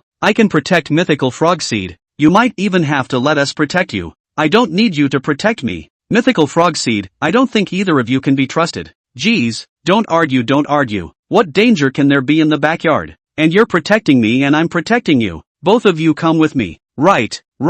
Men and women don't get tired when they work together. Look at the two groups that completed the mission ahead of schedule, are all three of them. The Lizard King Koga Ninja Frog Cinnamon Leaf was indeed similar to the Mythical Frogseed in their composition structure. And so, before Xiaoji's Pokemon's work in the field was finished, Mythical Frogseed and the others began to do the work of the Pokemon inside the Institute again. Chapter 84 Division of Labor. Brother, what should we say when we arrive in a while? It always feels weird. Mythical Frogseed felt the same in her heart. People migrated from the grassland to the backyard, but she wanted them to move back. Although the Lizard King and the others said it was just a request from the old lady, but how it looked like they sold them out as a trade. You two are thinking about things too much. If I were to see there, I'd just ask straight away. If it's okay then it's okay, or it's not okay then it's okay. Jenny Turtle said with a big grin.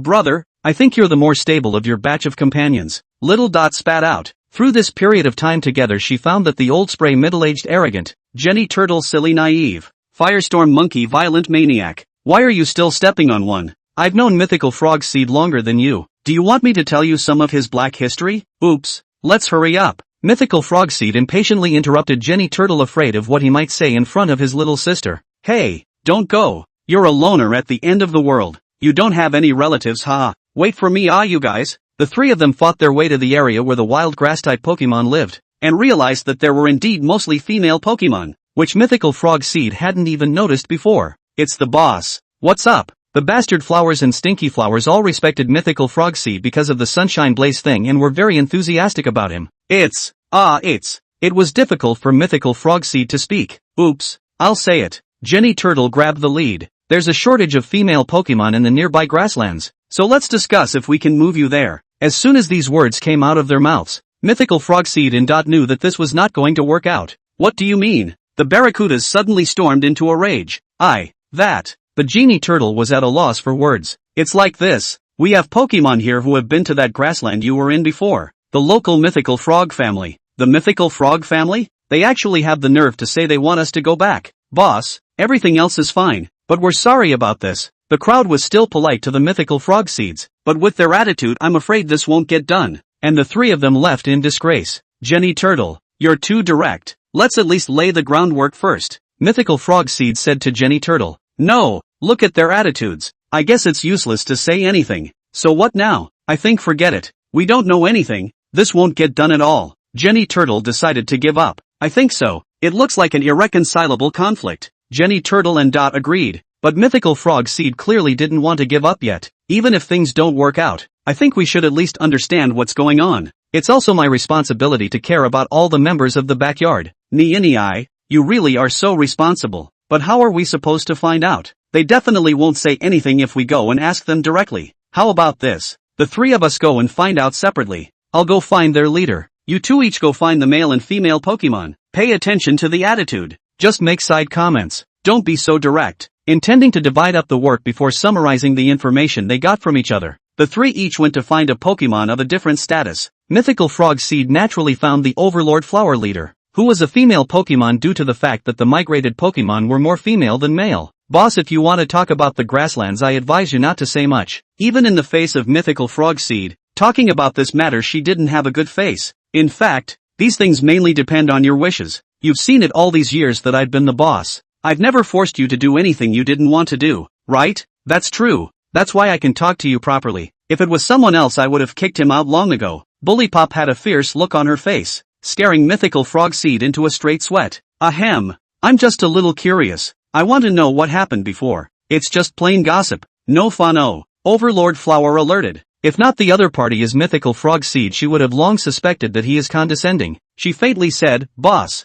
these things you should not ask. There is no meaning. If you have to make us leave and hard drive us, I naturally can't say anything, but you want me to leave voluntarily. That's impossible. Look at what you're saying. As I said, the final decision rests with you guys, but as the boss, I also have my own duties, and I still have to do the work that needs to be done. But if you don't want to talk about it, forget it. Mythical Frogseed was ready to leave. He had done what needed to be done. Boss, I might as well tell you. It's not like it's unspeakable after all. Dot's side found a couple of stinkflakes and got close to them. Hello, I'm a Pokemon that's a friend of Dot's. None of our business. We're wild. With his hot face on his cold butt, Dot continued to chat with them enthusiastically, as he didn't want to disappoint Mythical Frogseed. Alright, what do you have to ask? At first the stinky flowers thought that little Dot must have something. Otherwise she wouldn't have been so enthusiastic, but seeing as she was so insistent, they couldn't be too standoffish. Actually, I just want to ask about your hometown? What's the point of asking this? Stinky Flower and the girls suddenly became impatient. It seemed that they did have a deep conflict with the grasslands Pokemon.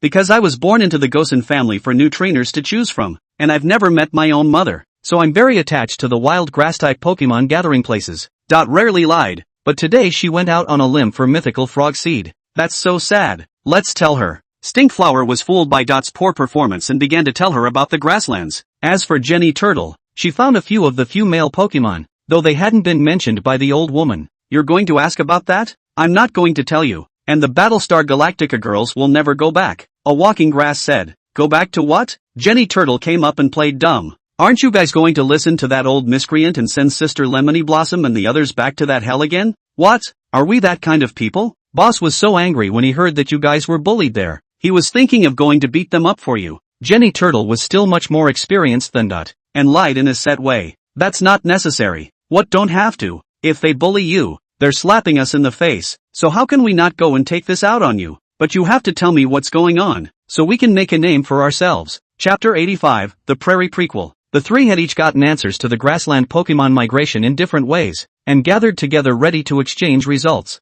I heard from Lemony Flower that it was because after the Lizard King and the others came across that big chrysalis came, almost all the male Pokemon went after her, but then she kept hanging around. causing the reproduction rate in the grasslands to decrease. Then she went to the myriad frog family to discuss the matter, and in turn was humiliated by them saying that she was jealous, and in a fit of rage, she took the overlord family and migrated away. Almost no one believed this doggerel of a plot, and listened to Jenny Turtle and Dot froze in disbelief. Brother, but I heard from Stinky Flower and the others that it was the second youngest master of the myriad frog family who had originally chosen the leader of the overlord flowers here in our area as his wife, but because of Big Daisy's arrival he had a change of heart, and ran away on the wedding day enraging the overlord flowers family. Moreover, the old lady is still siding with Big Chrysanthemum, so they just, actually, what they both said didn't conflict, and it was all because of Daisy Flower anyway. I asked the few male Pokemon, and they said that it was too many male Pokemon who liked Big Chrysanthemum, and many of them even fought over him, and a few of them were so uncompetitive that they got beaten up every day, and they gave up after a while,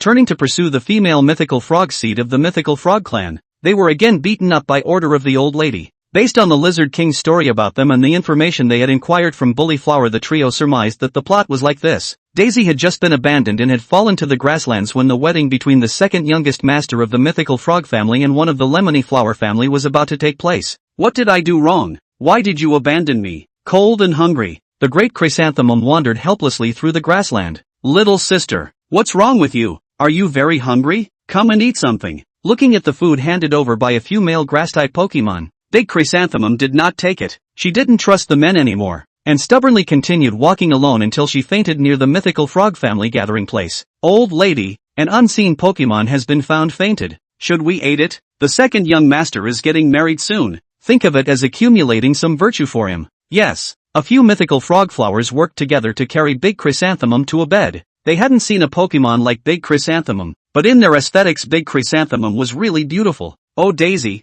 how nostalgic. The old lady knew what kind of Pokemon this was. She had been a human Pokemon once and was teammates with a Daisy. This must be an alien Pokemon. When she wakes up, have her eat something, take care of her, and settle her down properly. Yes, with the old lady's command, these people didn't dare to slack off. The myriad frog family on the grassland had always had the custom of intermarriage, and the eldest young grandma, Lemony Flower, a prospective second young grandma, was considered a sister of the same clan. Sister, why are you here? Why are you still calling me sister? I'm about to change my name to sister-in-law. We sisters don't need to talk so much. Call what love can't fade. As the saying goes, if you marry a chicken, you follow the chicken. And if you marry a dog, you follow the dog. We've married out after all, so it's better to follow other people's rules. The prospective second youngest grandmother understood what the eldest youngest grandmother meant. The eldest of the myriad frog family was not as valued as the second. The eldest youngest grandmother had been dissatisfied with her husband. This was to sour her.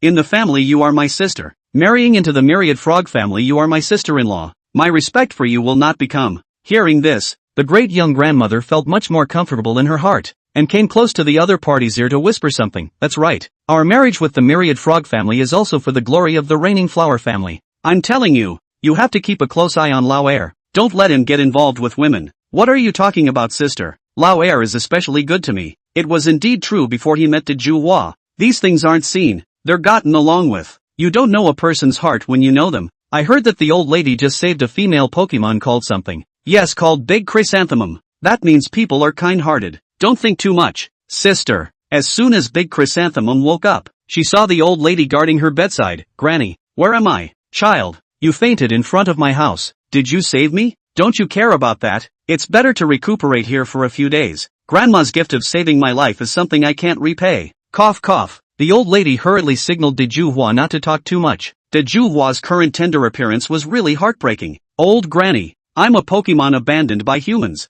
I don't have a home. If you don't mind, I'm willing to work as a maid in your place. Diju Hua didn't say why she was abandoned. That was the softest part of her heart that was difficult to talk about. What she didn't realize was that the old lady had once been abandoned as well. And at that time, the team's Diju Hua even bitterly advised their master for a long time that with these connections, the old lady would surely take her in. Poor child. Don't worry, I won't let you suffer here. Just get well. The old lady had been guarding Diju Hua at her bedside, and no one was left to organize the wedding. The second young master was a playboy and didn't care about any of these things. The eldest young master was down to earth but not capable enough, but he was still quite attached to his younger brother's affairs and had been following up. Brother, why are you the one in charge of all this here? Where's grandma? The second youngest master saw that his elder brother was busy and tired while the old lady was nowhere to be found. feeling disgruntled that the family didn't take his marriage seriously. Grandma saved a stray Pokemon and is taking care of her. For an outsider, you even disregarded your own grandson's marriage? Brother, leave it for now. I'll go find Grandma. The second young master was furious and intended to go question Grandma. The first young master couldn't persuade him to sigh. Grandma! Grandma! Hearing the noisy shouts, the old madam frowned. What's going on? Didn't arrive to see the big chrysanthemum girl sleeping? Back to old madam. It's the second young master. The old madam then remembered that the oldest two's wedding was in the middle of preparation, but he himself ran here to do something else. His heart suddenly felt some guilt. Let him come in. After receiving permission, the second young master was finally able to enter the house. Grandma, you're not organizing my wedding, you're here. The angry second young master calmed down the moment he saw Dejuhua. He was shocked by Dejuhua's beauty. Grandma, who is this? His name is Dejuhua. He fainted in front of our house. Dejuhua was finally woken up at this time, and was a bit uncomfortable seeing strange men present. Don't be afraid. He is my second grandson. Hello, I'm the second young master of this myriad frog family. The second youngest grandson grabbed the front and introduced himself. His eyes disgusted Daijiku, exactly the same as the Pokemon that liked her before. The old lady told the second young master about Daijikua's life, and the second young master had a bold idea in his mind at this point when he learned that Daijikua was going to settle here. After De Chrysanthemum recovered, she lived in the mythical frog family, and occasionally accompanied by the old lady would go out for a walk, which was so good that the grassland male Pokemon who had never seen De Chrysanthemum before almost all fell in love with her. Child, how about picking you out a favorite from here? Grandma, I still want to stay with you all the time. Ha ha ha, that's right. How can these men be worthy of you? It's a pity that my oldest two are getting married. After the past few days together, the oldest two had also fallen madly in love with Dejuhua, and had grown cold towards the dominatrix. What have I done wrong lately? Why are you treating me like this? Overlord Flower finally couldn't stand it anymore. What are you mad about? What did I do to you? You're also too sensitive. No one is a fool. You don't have to pretend here. What kind of attitude do you have towards me these days? You should have known that there would be such a day when you were going to marry in. If it's not our myriad frog family, you lemony flower family is a ragtag family. And you still want me to be nice to you? The second youngest no longer pretended. You, how can you talk like that? What's wrong with me talking like that? Let me tell you, old me has had enough for a long time. I don't want to marry you, but it's not non-negotiable, as long as you agree to me taking a concubine. The second young master still had a bit of a conscience, knowing that he couldn't let Bullyflower be a concubine, but not much of a conscience. You're dreaming. Lemony Flower was furious. When had she ever been insulted like this? And the two of them parted on bad terms. What? Taking a concubine? Sister, what did I tell you? But I didn't know he would become so fast. Tell you what, I'll go keep an eye out for you. You can't bring up something like withdrawing from a marriage, so just tolerate it if you can. The reigning flower family really needed to rely on the myriad frog family, which was why they had made peace with the myriad frog family. The mood of the second young master, who had just had a fight with his new daughter-in-law, wasn't affected in any way, and seeing Dejuhua's sister Long and Short shushing him made Dejuhua very annoyed. So it's this. Seeing the second young master's concern for Dejuhua, the eldest young granny instantly understood everything. She told the old madam all about the situation, hoping that she would make the decision. Second youngest, is that true? Grandma, I do like Sister Dejuhua. Is there anything wrong with that? Confused. You're the groom-to-be who's about to get married. How can you cause trouble at this time? No matter what, I must marry Big Chrysanthemum's sister. Old lady, we can only drive away Dejuhua. Hearing this, the old madam made a mistake and hastily dismissed the two men. The exasperated great young grandma was ready to go find trouble with Dejuhua. You, pour me foot washing water. The dominatrix ordered Big Chrysanthemum, wanting to use the opportunity to humiliate her. But unexpectedly the other party was indifferent. You, don't think you're some kind of young granny. You're just a maid here. You have to listen to whatever I say. Young granny? Thought, who cares? I don't want to hit anyone right now. Get out of here before I change my mind. Big Chrysanthemum's disdainful attitude made Big Young Grandma very angry. She rushed up and was about to punch Big Chrysanthemum. But Big Chrysanthemum was a trainer's Pokemon after all, and the great young grandmother was no match at all. And a few rounds of Vine Whip gave her a brutal beating, and she fell to the ground. Big Chrysanthemum walked up to her and looked down on her condescendingly. Aren't you going to beat me up? Go on, You dare to hit me. My husband won't let you go. Big Chrysanthemum stomped on her, making her speechless. So what if I beat you? I despise women who only rely on men. Let me tell you, the only thing a woman can rely on is her own strength. What are you doing? The prospective second young grandma thought about it and decided to come to withdraw just in time to see Dejuhua stomping on the first young grandma. What the hell is going on here? The old lady was furious. The great young grandmother came up and had to make me pour the foot washing water and hit me. I couldn't help but be angry before. In the end, the matter was that the great young grandmother was in the wrong, and she couldn't argue anything. Sister-in-law, how could you be like this? I didn't expect that my myriad frog's family's eldest daughter-in-law actually has such a low character. Serve my family law. The old lady was furious. Don't, wife, please apologize to Miss Daijiku. The eldest young master was anxious. Grandma, I'm not much of a problem after all. I'm sure that great young grandma must have misunderstood something. Is it because of the windy rumors about second young master and I? Daju Hua was hinting at the old lady by directing things toward the second. Wait, eldest daughter-in-law. You won't somehow make things difficult for Daju Hua. Who did you say instructed you in this matter? It's the bossy flower family who told me to do this. With these words, Big Chrysanthemum's purpose was achieved, and the prospective second youngest grandma's face turned red with anger. Sister, how can you spit blood? What are you still sophistically arguing you? I'm telling you, I will definitely take Big Chrysanthemum Flower's sister as a concubine. I don't think we should take a concubine either. Withdraw from the marriage. Bastard Flower threw down the wedding sticker and ran out. Big Chrysanthemum Flower falsely followed. Sister, it's a misunderstanding. The matter has come to this. The marriage contract can only be done. What did you come for? Come to mock me? Go be your 2,000 grandmothers. Hearing this, Big Chrysanthemum smiled contemptuously. Sister, you shouldn't be cruel to me. You should be thanking me for letting you recognize a man. Looking at the frozen bully flower, Big Chrysanthemum left in satisfaction. Bullying is too much. We must go to seek justice. Forget it. Good riddance. The prospective second young grandmother,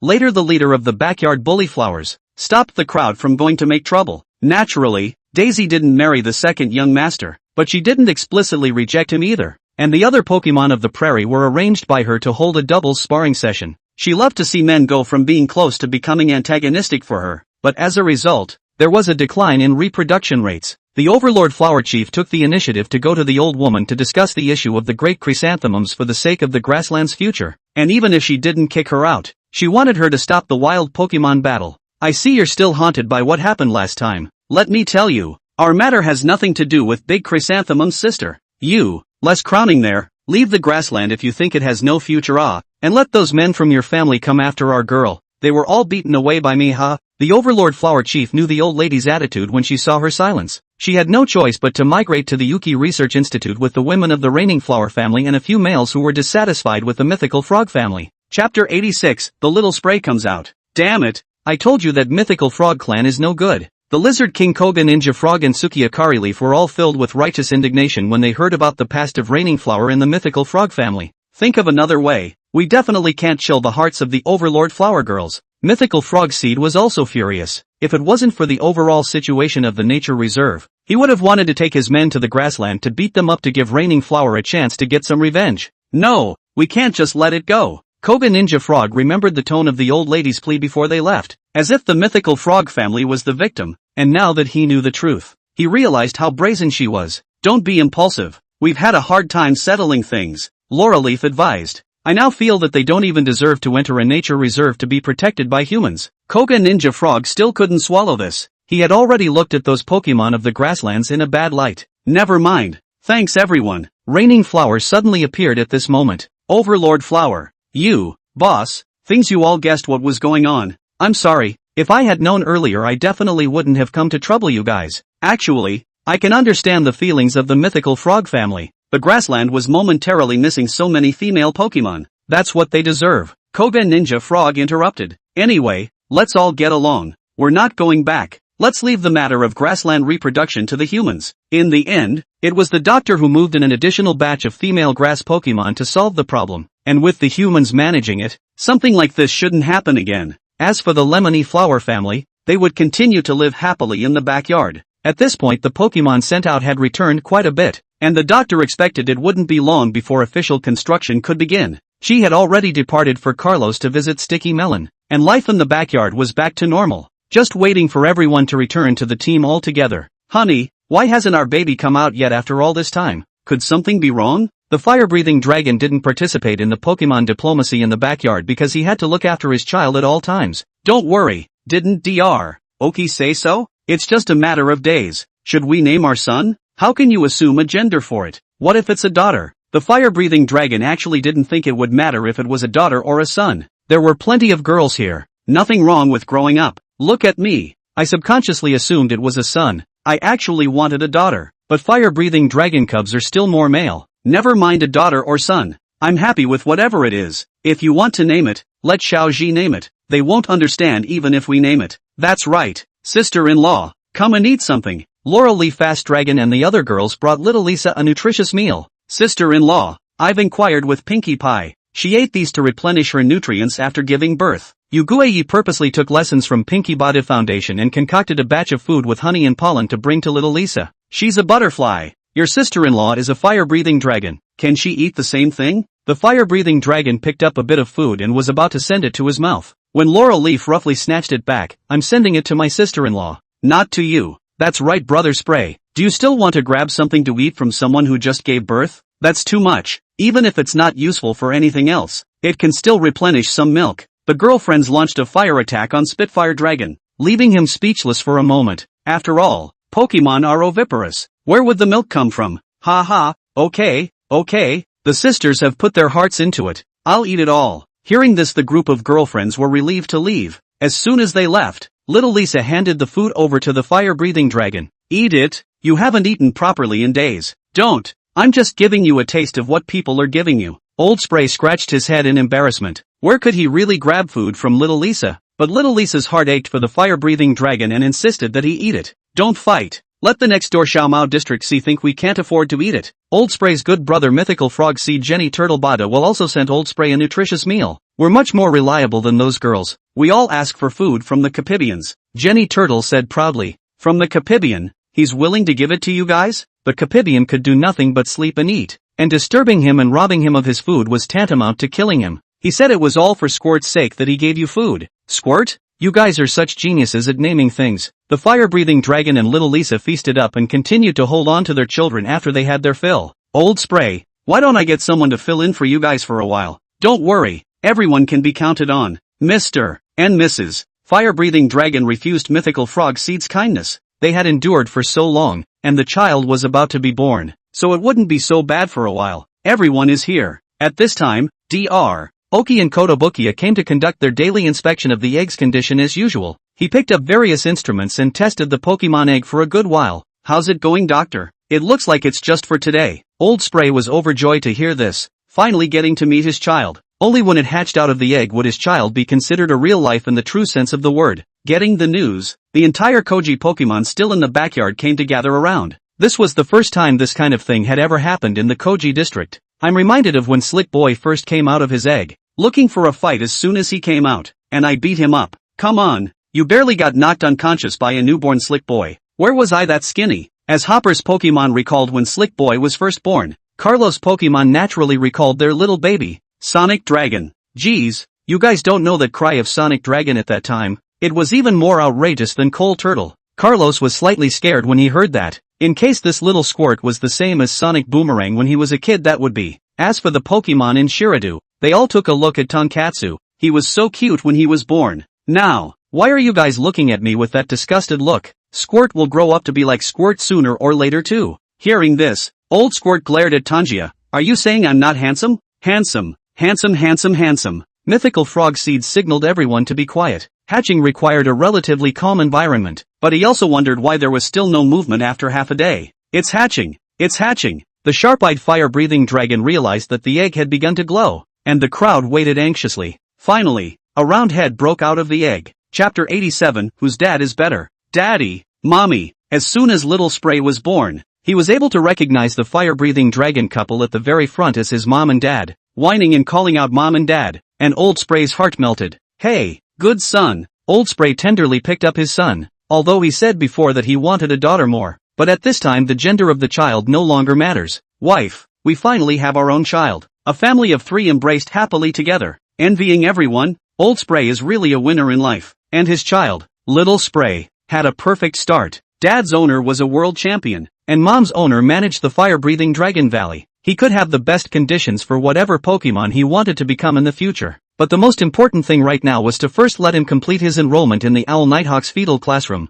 Hello everyone, I'm Squirt. The number of students in Owl Nighthawk's classroom was growing, and the classroom consisted of not only little Puffy but also the pups of the wild Pokemon in the backyard. as well as the little bauble and spirited sparrow that Bijou had sent to the classroom. All Nighthawk placed him at the same table as little Bubba, the youngest son of Ba de Foundation. Hello brother, Dad said you're Uncle Ba de Foundation's son and told me to get along with you. Great, I can finally be a big brother too. Little Ba is the youngest in the entire Ba de Woody family, and today he finally has an even younger brother. After this lesson was over, little Ba called out to Squirt, here's some candy for you. Thanks brother. Ba watched Squirt eat very happy, remembering that his big brother also always left candy for himself to eat, and now his big brother has been on his own, but unfortunately it is very difficult for them to see each other again. I also want to be like big brother. Ah, brother, what are you talking about? What big brother? Nothing, let me take you to play. Ba felt that he was also a big brother now. He should take care of his younger brother like his big brother treated him, but Mom and Dad said to hurry to them after school. The old Squirt was very uneasy about his son. After all, he had only just been born.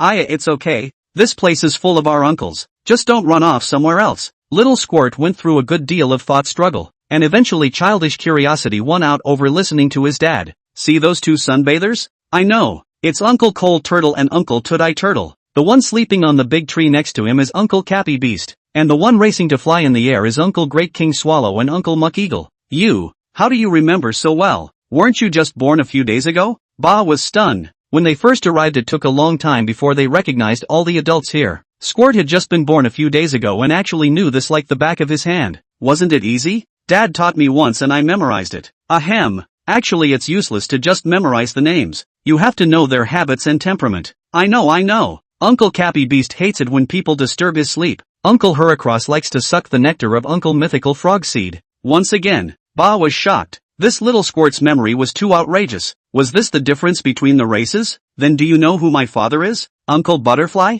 Dad says he's the leader of the butterfly species. Well, just remember, my dad is the best in this backyard. Bud took the opportunity to brag about his dad to Squirt, but not surprisingly Squirt wasn't buying it. No, my dad is the most powerful here. My dad is the leader of a race. My dad is also the king of fire-breathing Dragon Valley. My dad is the world's most powerful Bactrian. Then my dad is the most powerful fire-breathing dragon in the world. The most powerful fire-breathing dragon in the world is Dante's fire-breathing dragon only. Your bull asterisk ting me. The two people who were on good terms just a moment ago turned against each other when they brought up who their dads were the most powerful. My dad said that he had once beaten both the frozen bird and the flame bird, while Uncle Bada Wu left the team a long time ago, and didn't have much of a record at all. Nonsense. My dad easily conquered the butterfly population, while Uncle Flame Breather couldn't beat the fire-breathing dragons in Flame Breather Valley at first. My dad can beat the flamingo, the freeze bird. My dad can have a dozen kids. My dad dares to eat. My dad dares to.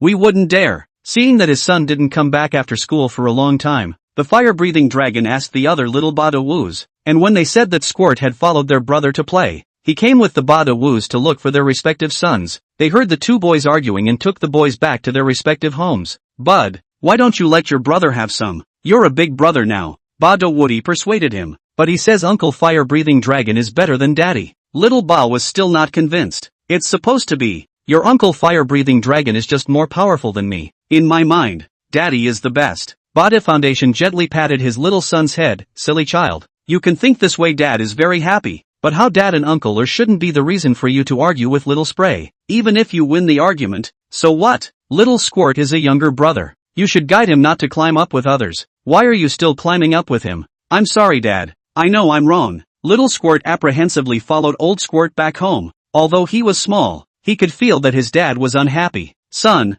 you have such a good memory, you should remember what the relationship between Uncle Bodily and Dad is, right? Old Spray was still gently talking to Little Spray. I know. You were one of the original partners. Then why did you disparage Uncle in front of your brother? I didn't. I'm just telling the truth. Squirt didn't feel that he was wrong, and with his understanding he could also see that Old Squirt was indeed more powerful than Badamu. Then what brother said is also the truth. Why are you angry? Dad, it's true that Dad isn't the strongest fire-breathing dragon in the world yet. Dad admits that it's nothing to be ashamed of, but I'm still working hard for that goal now, and when you grow up, I hope that you'll become the strongest fire-breathing dragon in the world as well. I'll be just like Dad. Old Spray hadn't thought about his child fulfilling his dream for him, but he hoped that Little Spray was just as eager to become stronger as he was. Also, you can have other goals too, just like Uncle Badabi. He's the leader in the Badabi species, so naturally, he can't go to battles all the time like me. But doesn't Uncle Butterfly also want to return to Uncle Koji? That's natural, but he came back by chance. Before that, he had been contributing to the Batuki species.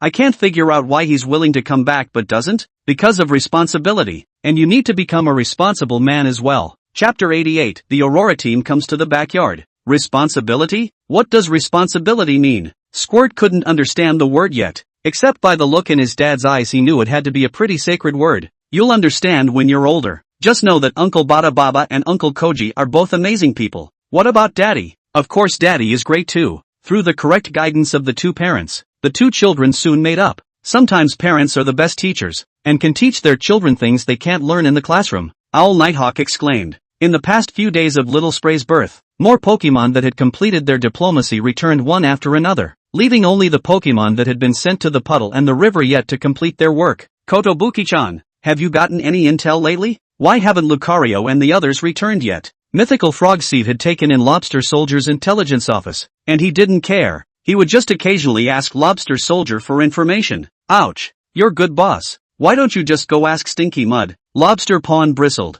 Mythical Frogseed revealed its vine whip in a threatening gesture. Then what do I need you for? Speak up. They'll be back soon. But these two places might be a bit far away so they're slow. You should have said so earlier. Is there any other news? By the way, Dr. Kukui and Dr. Oki spoke on the phone. It seems like they're talking about temporarily teleporting Alola's Pokemon. This was a big deal, but this information wasn't confirmed, so it wouldn't be good to be happy for nothing like last time. And Mythical Seed decided to wait and see what happened first. Until Stinky Mud found Mythical Frog Seed directly, it's confirmed. Blazing Roaring Tiger and the others are going to be teleported to us for a while. Really? That's great. Everyone was very happy. The backyard had been cold and quiet since the Pokemon diplomacy was launched, so now they could have a good time. Moreover, they had been here once last time, and the journey team had been to Alola a few times, so everyone was familiar with each other. Soon, the doctor put the 5 Pokemon from the Alola region in the backyard for Mythical Frogseed to arrange. How long are you all planning to stay this time? Team Alola wasn't like the other Pokemon. Alola was the equivalent of Chi's second home, and Mythical Frogseed knew that they couldn't stay long. Going back is definitely a must, but we plan on staying for a long time. You all won't mind. Blazing Roaring Tiger replied. Of course not. Can't wait for you guys to be here all the time. It's just as well. We didn't even get to know each other properly last time, so let's make some more friends this time. Since it wasn't the first time for any of them, they came in a hurry. Mythical Frogseed hadn't organized a gathering to welcome them, and Alola's Pokemon wanted to go around on their own. Let's all split up and go around. Moku Lord jumped off of Morocco Maiton's shoulder and walked away animatedly. Run slow. The man-eater werewolf was just about to discourage him being stopped by the blazing roaring tiger. Moki Lord is right. Let's split up. We're all cheese Pokemon, let's not divide up into regions. So the 5 Pokemon split up and started a dating operation in the backyard. Moku Lord started to fly when he got tired of running. He felt comfortable overlooking this backyard of the Uki Institute and the different beauty of the Alola region. Hey little guy, get out of the way. The great King Swallow,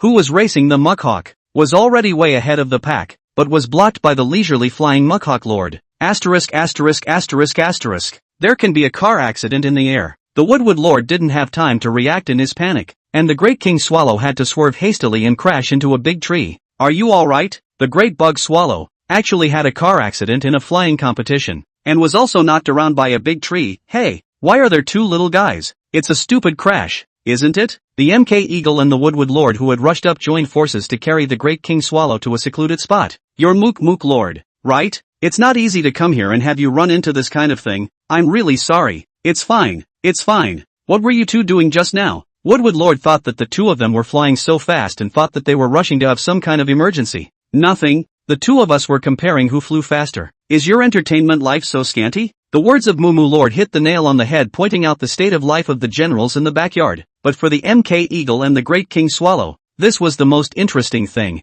Ha ha, you probably don't understand this very well. Between conversations Zui Yan also freshened up and realized that the little guy from earlier was Koji Aurora's Pokemon. Makumo Lords. Little guy, are you interested in competing with us? Every time there was a new flying Pokemon, Great King Swallow and Muckhawk flirted with people to compete with them. During this period of time occasionally the fiery Arrow Sparrow Scorpion King would join them, but the only ones who competed every day were the 2 of them. I'm not really interested. The Moku Lord liked to sleep in Koji's backpack and didn't like strenuous activities. Hey, that's right. One as small as you surely can't fly much faster. What?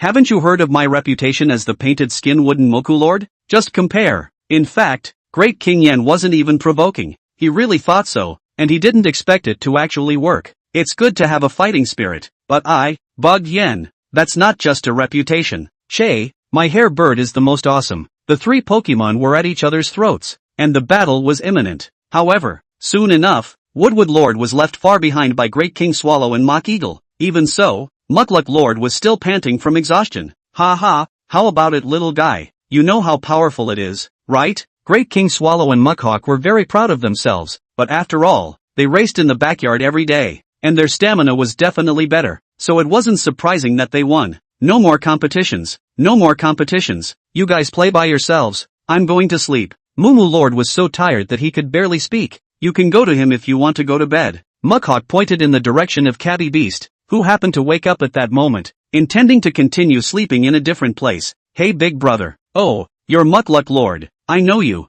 What's up? I want to find a place to sleep. I heard that you are the best at sleeping here. Then you've come to the right person. The Capibian led the Moku Lord to a shade where Coal Ghost and Two Tai Turtle were basking in the sun nearby. It's definitely comfortable to sleep where they are. The Cappy Beast leaned against a large tree and lay down, signaling for Mummy Lord to lie on his stomach, which Mummy Lord did. So comfortable. The Cappy Beast's stomach was very soft, and sleeping on it made Woodwood Lord feel comfortable. Finally found a new roommate. Screw some flying competition. Miroku Mighton was walking aimlessly when his stomach rumbled. So hungry. Miroku Mighton's situation was unique in that he didn't eat normal Pokemon food, though it was hard to find metal to eat in the backyard. Hungry. He suddenly heard the sound of a fight. It must be someone's special training. This might be of interest if the blazing roaring tiger sees it. Miroku Mighton was going to leave. Then he thought that we all know each other as Koji's Pokemon. So Miroku Mighton looked in the direction the sound came from. It wasn't the fire-breathing dragon and the special training they were doing, but the Onion Yukai and the Firestorm Monkey were fighting. After returning from the mountains,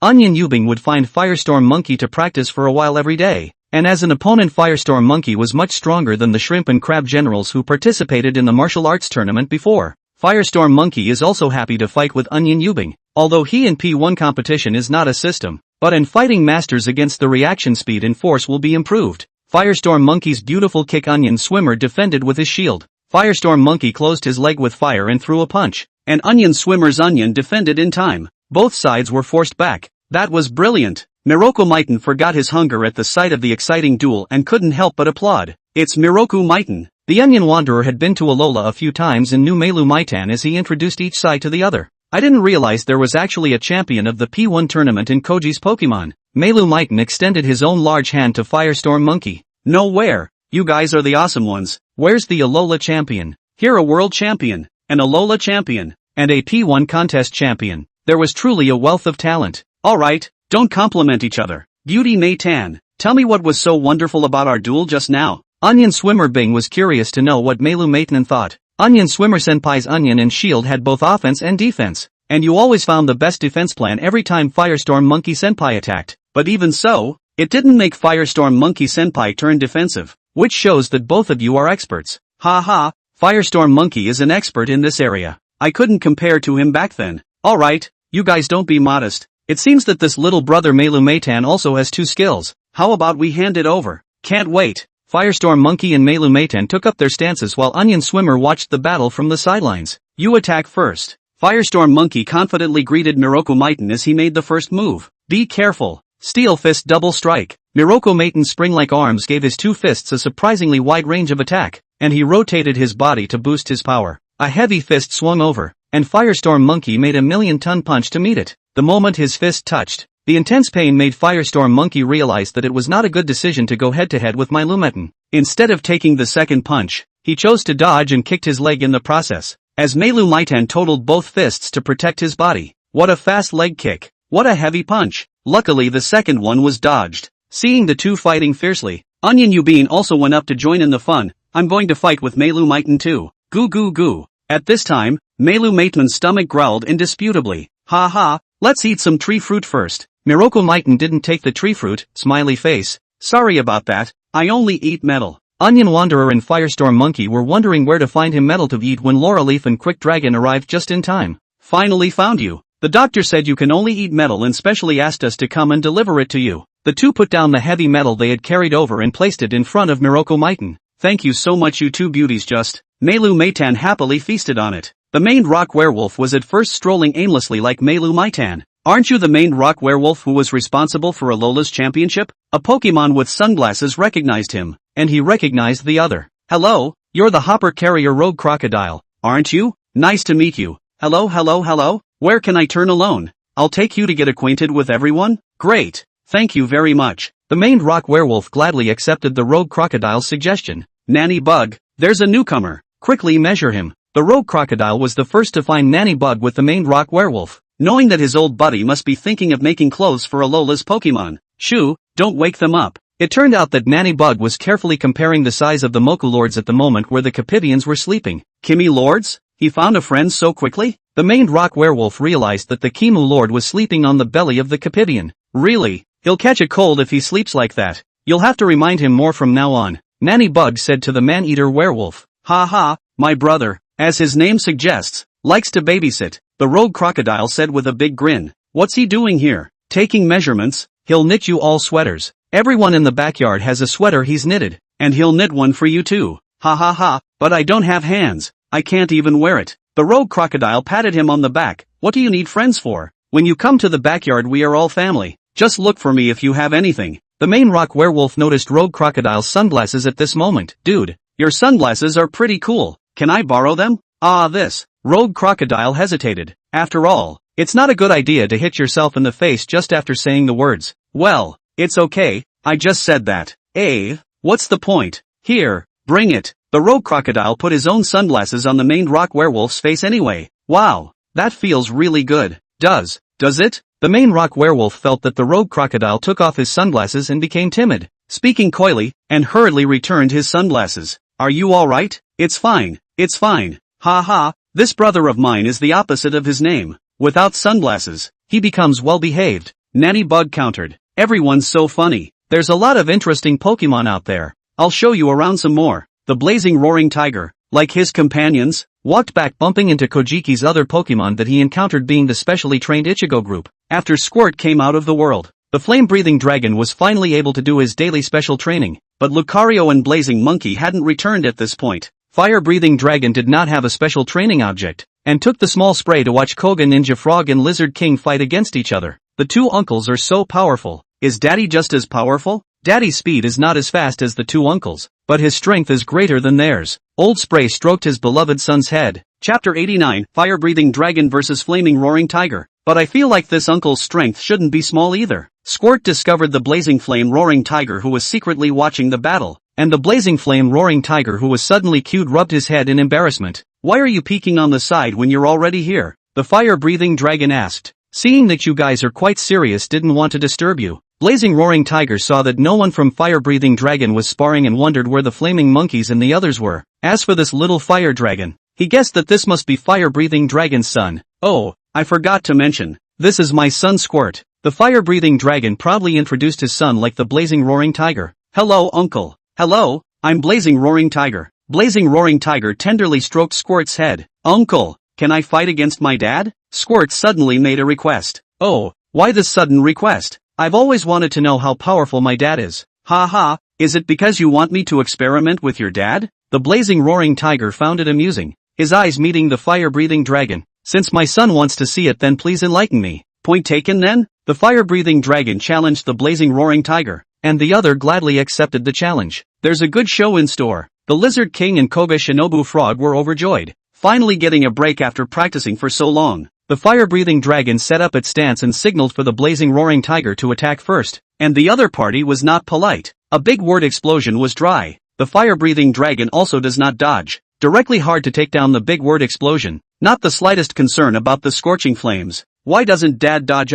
I see uncles dodge around when they fight against each other. Squirt wondered. Your dad is showing you his power. Koga Ninja Frog explained. Flames of this magnitude don't even matter to your father. As the Lizard King had said, the large character storm was cracked by the fire-breathing dragon directly with his power. Not bad for a big brother. The Blazing Roaring Tiger was taken aback. I'm not polite either. The fire-breathing dragon slammed through with a flashing flame charge, and the Blazing Roaring Tiger similarly didn't dodge, using flame attack to come in hard. The sparring match between the fire-breathing dragon and the blazing flame roaring tiger was completely different from the Lizard King and the Koga Shinobu Frog. It had always been a fisticuffs head-on duel. Flame attack was not as powerful as flashing flame charge, and blazing roaring tiger was knocked back, but blazing roaring tiger boosted its speed, and the old Spitfire took a counter-injury instead. Blazing flame roaring tiger took out its specialty DD golden hook arm, and flame-breathing dragon also used dragon claw to meet the attack. Both sides went back and forth, and the little spray was dazzled by the sight. Both sides each retreated a few steps. Fire-breathing dragon fast hair jet flames. Blazing roaring tiger ate the pain and forced to fight to retaliate. Alright, point taken. The Lizard King and Koga Shinobu Frog stopped both sides from fighting anymore. Although the battle was exciting and both wanted to watch it from down the line, it wouldn't be good to get hurt because of the special training. Uncle and Dad are so good. I want to fight this kind of sparring too. Then you have to train well and strive to be like your dad in the future or more powerful than your dad is right. With that, Alola's Pokemon all made their respective friends and fit perfectly into the backyard. Squirt found Koba and told him about the sparring match between his father and the red flame roaring tiger. Brother, I want to be as good as my father. Actually, I also want to be as good as Dad and Big Brother. They definitely can't love with your dad against each other, but they can manage the entire Bardock population. The two small children each worshipped their own fathers, and also established their own goals from a young age. Chapter 90 Rogue Crocodile's Sunglasses. The Pokemon from the Alola region were going to stay in the backyard for a long time, and with the Pokemon sent out returning from their missions one after another, the backyard Kojiki area was bustling like never before. Dr. Oki's plan for the nature reserve has also begun to proceed, and the places that the Pokemon had bargained for before have been put into practice with excellent results. Koji traveled to Kalos to visit Sticky Mariron, who was said to have rejoined his siblings Sharana and Hitron Uzurika. Of the Pokemon released by Koji, only the multiplying dragon was still unknown, and everyone was looking forward to the day of the reunion. Brother, look at my sparkler. Little Fire Dragon had been pestering Ba to fight him every day since the day he watched the fire-breathing dragon and the blazing roaring tiger fight each other, as it was the only opponent he was equal to in this backyard. Although Ba's goal is to become the leader of the butterfly population just like his dad and Big Brother, the leader also needs to be strong in battle, so he also cooperates with Squirt in the battle. Paz is very afraid of fire, and even the sparks from Squirt are so strong that he dodges them. Be brave, take the initiative to attack. Ba De shouted anxiously. Ha ha, son, just fight. The fire-breathing dragon was very pleased to see his son getting the upper hand. As his sons battled against each other, the two fathers were also battling underneath, cheering one after the other. Ha ha, brother, you're so timid. Humph, it's my turn to attack. Look at my chanting power. Squirt suddenly felt that his body was out of control, swinging his limbs helplessly. Ha ha, well done son. Bado Wuchuang was overjoyed. However, Baba's Nianli wasn't powerful enough. It could only barely control Squirt and couldn't throw him out, and it didn't take long for the effect to return to normal once it was over. What's the matter? This skill is useless. Can you do it, brother? These words had enraged Ba, and he decided to use his secret trick. This is what you forced me to do. Hypnotizing powder. Hypnotizing powder, as the name suggests, is a skill that can put an opponent to sleep. Little Squirt was smart enough to understand what was going on right away, and he dodged with his hands and feet. Son, use your mouth to blow. Use your mouth to blow. Old Spray couldn't help but remind, drawing a blank stare from Ba De. Old Spray, why are you still cheating? Hearing his dad's reminder, Little Spray blew hard and blew back some of the hypnotizing powder. The result was that the two men both fell asleep. So intense. Son is great. The two dads applauded with their hands in the air, each hugging their sons away. The other Pokemon looked on with black faces. You call this a sparring match? Mythical Frogseed had just voiced a soulful question when, after a long time, she was sucked on nectar by Heracross. Mythical Frogseed said while whipping him with a vine whip, "What are you doing back here, kid? You need to die in the forest." Boss, the few times he whipped Heracross were more intense than the battle between the two of them just now. Only Slick Boy watched this sparring match with fervor, remembering a time when he and Tooth and Nail had fought each other. For freshly born kids, they fought pretty well. Yeah, much better than what you fought as a kid. Headbutt dislikes Dragon's Wrath, huh? Now you can't compare yourself to other people's teeth. Rogue Crocodile brought up Slick Boy's black history. At that time, although he hadn't joined the team yet, he had more or less heard about it. What do you mean? I'm sorry, I was joking. Don't take it personally. Slick Boy didn't listen to his apology and huffed away, because he didn't want to mention what had happened. After all, Tooth was now the main double-axe battle dragon of the Hopper champion. The Rogue Crocodile felt quite embarrassed, was about to go to find Slick Boy to apologize, by the Snake Sister stopped. It's okay,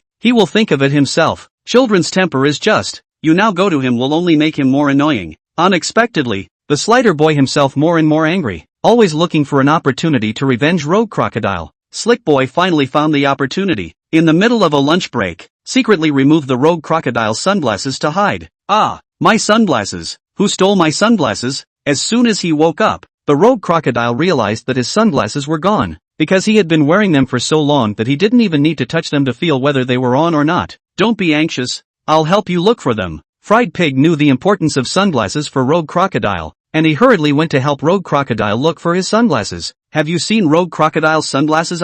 No. See the Rogue Crocodile's sunglasses? No. Have you seen the Rogue Crocodile's sunglasses? No. Fried Pig see people ask. Obviously, like his method is very difficult to find sunglasses, and the lack of sunglasses Rogue Crocodile is even more out of ideas.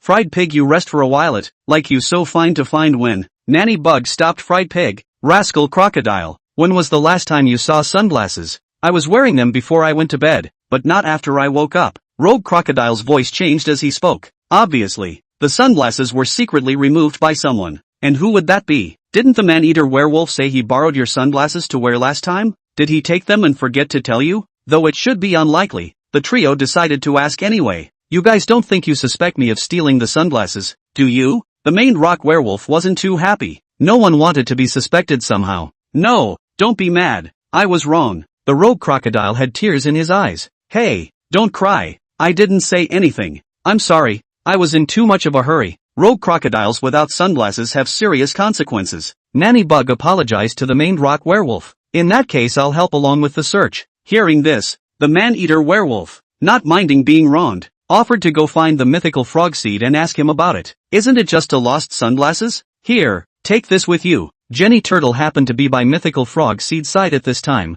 and upon hearing this, put his own sunglasses on the rogue crocodile's head. I say, yeah, don't add to the mess. People are props, not ordinary sunglasses. Jenny Turtle sniffed in disappointment and took his own sunglasses back. Could it be King Yenwu and the others? It can't be. Before monkeys scared them silly, they still dare to cause trouble? No matter what, there was always a need to ask. A few people came to the other trainer's Pokemon area to find Yenwu Wang and the other three. Boss, that gust of wind blew you here? Yenwu King and the others were very fawning. Ever since they were warned by the fire-breathing dragon and surprised by the fierce fire of the flaming monkey, they didn't dare to cause any trouble. Their master's grades weren't good after that, and compared to world champion Koji's Pokemon, they naturally felt inferior. It's nothing, just wanted to ask if you guys have driven by our place recently. Mythical Frog Seed was not good at saying it explicitly, but the Yenwu King trio understood what it meant as soon as they heard it, daring to think of themselves as thieves. Boss, this you can look down on people. We a few other things not to say,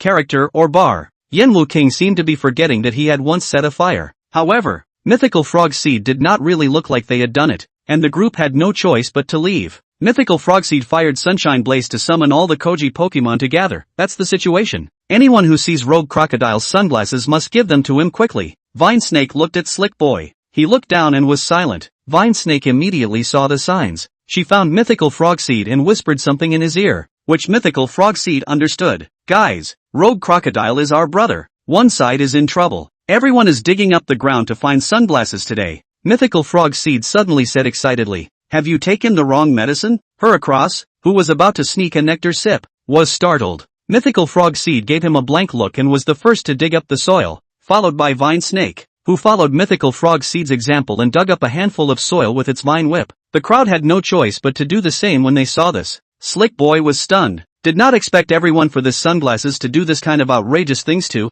He had to dig while torn whether to tell the truth. Rogue Crocodile moved straight to tears. Everyone for their sunglasses actually really want to dig up the ground. Everyone. I don't want this sunglasses. I'm not scared without them. Having everyone's friendship for me is enough. No, must help you find the sunglasses. Seeing that everyone still does not stop, the Rogue Crocodile had to move his own hands, digging a hole in the ground with a very walk. Wow, even the Rogue Crocodile without sunglasses can make skills so easily. It seems that the power of friendship stimulated the Rogue Crocodile, and at this time, after a long period of agonizing in his heart, Slick Boy decided to hand over the sunglasses. I'm sorry, I took the sunglasses. What?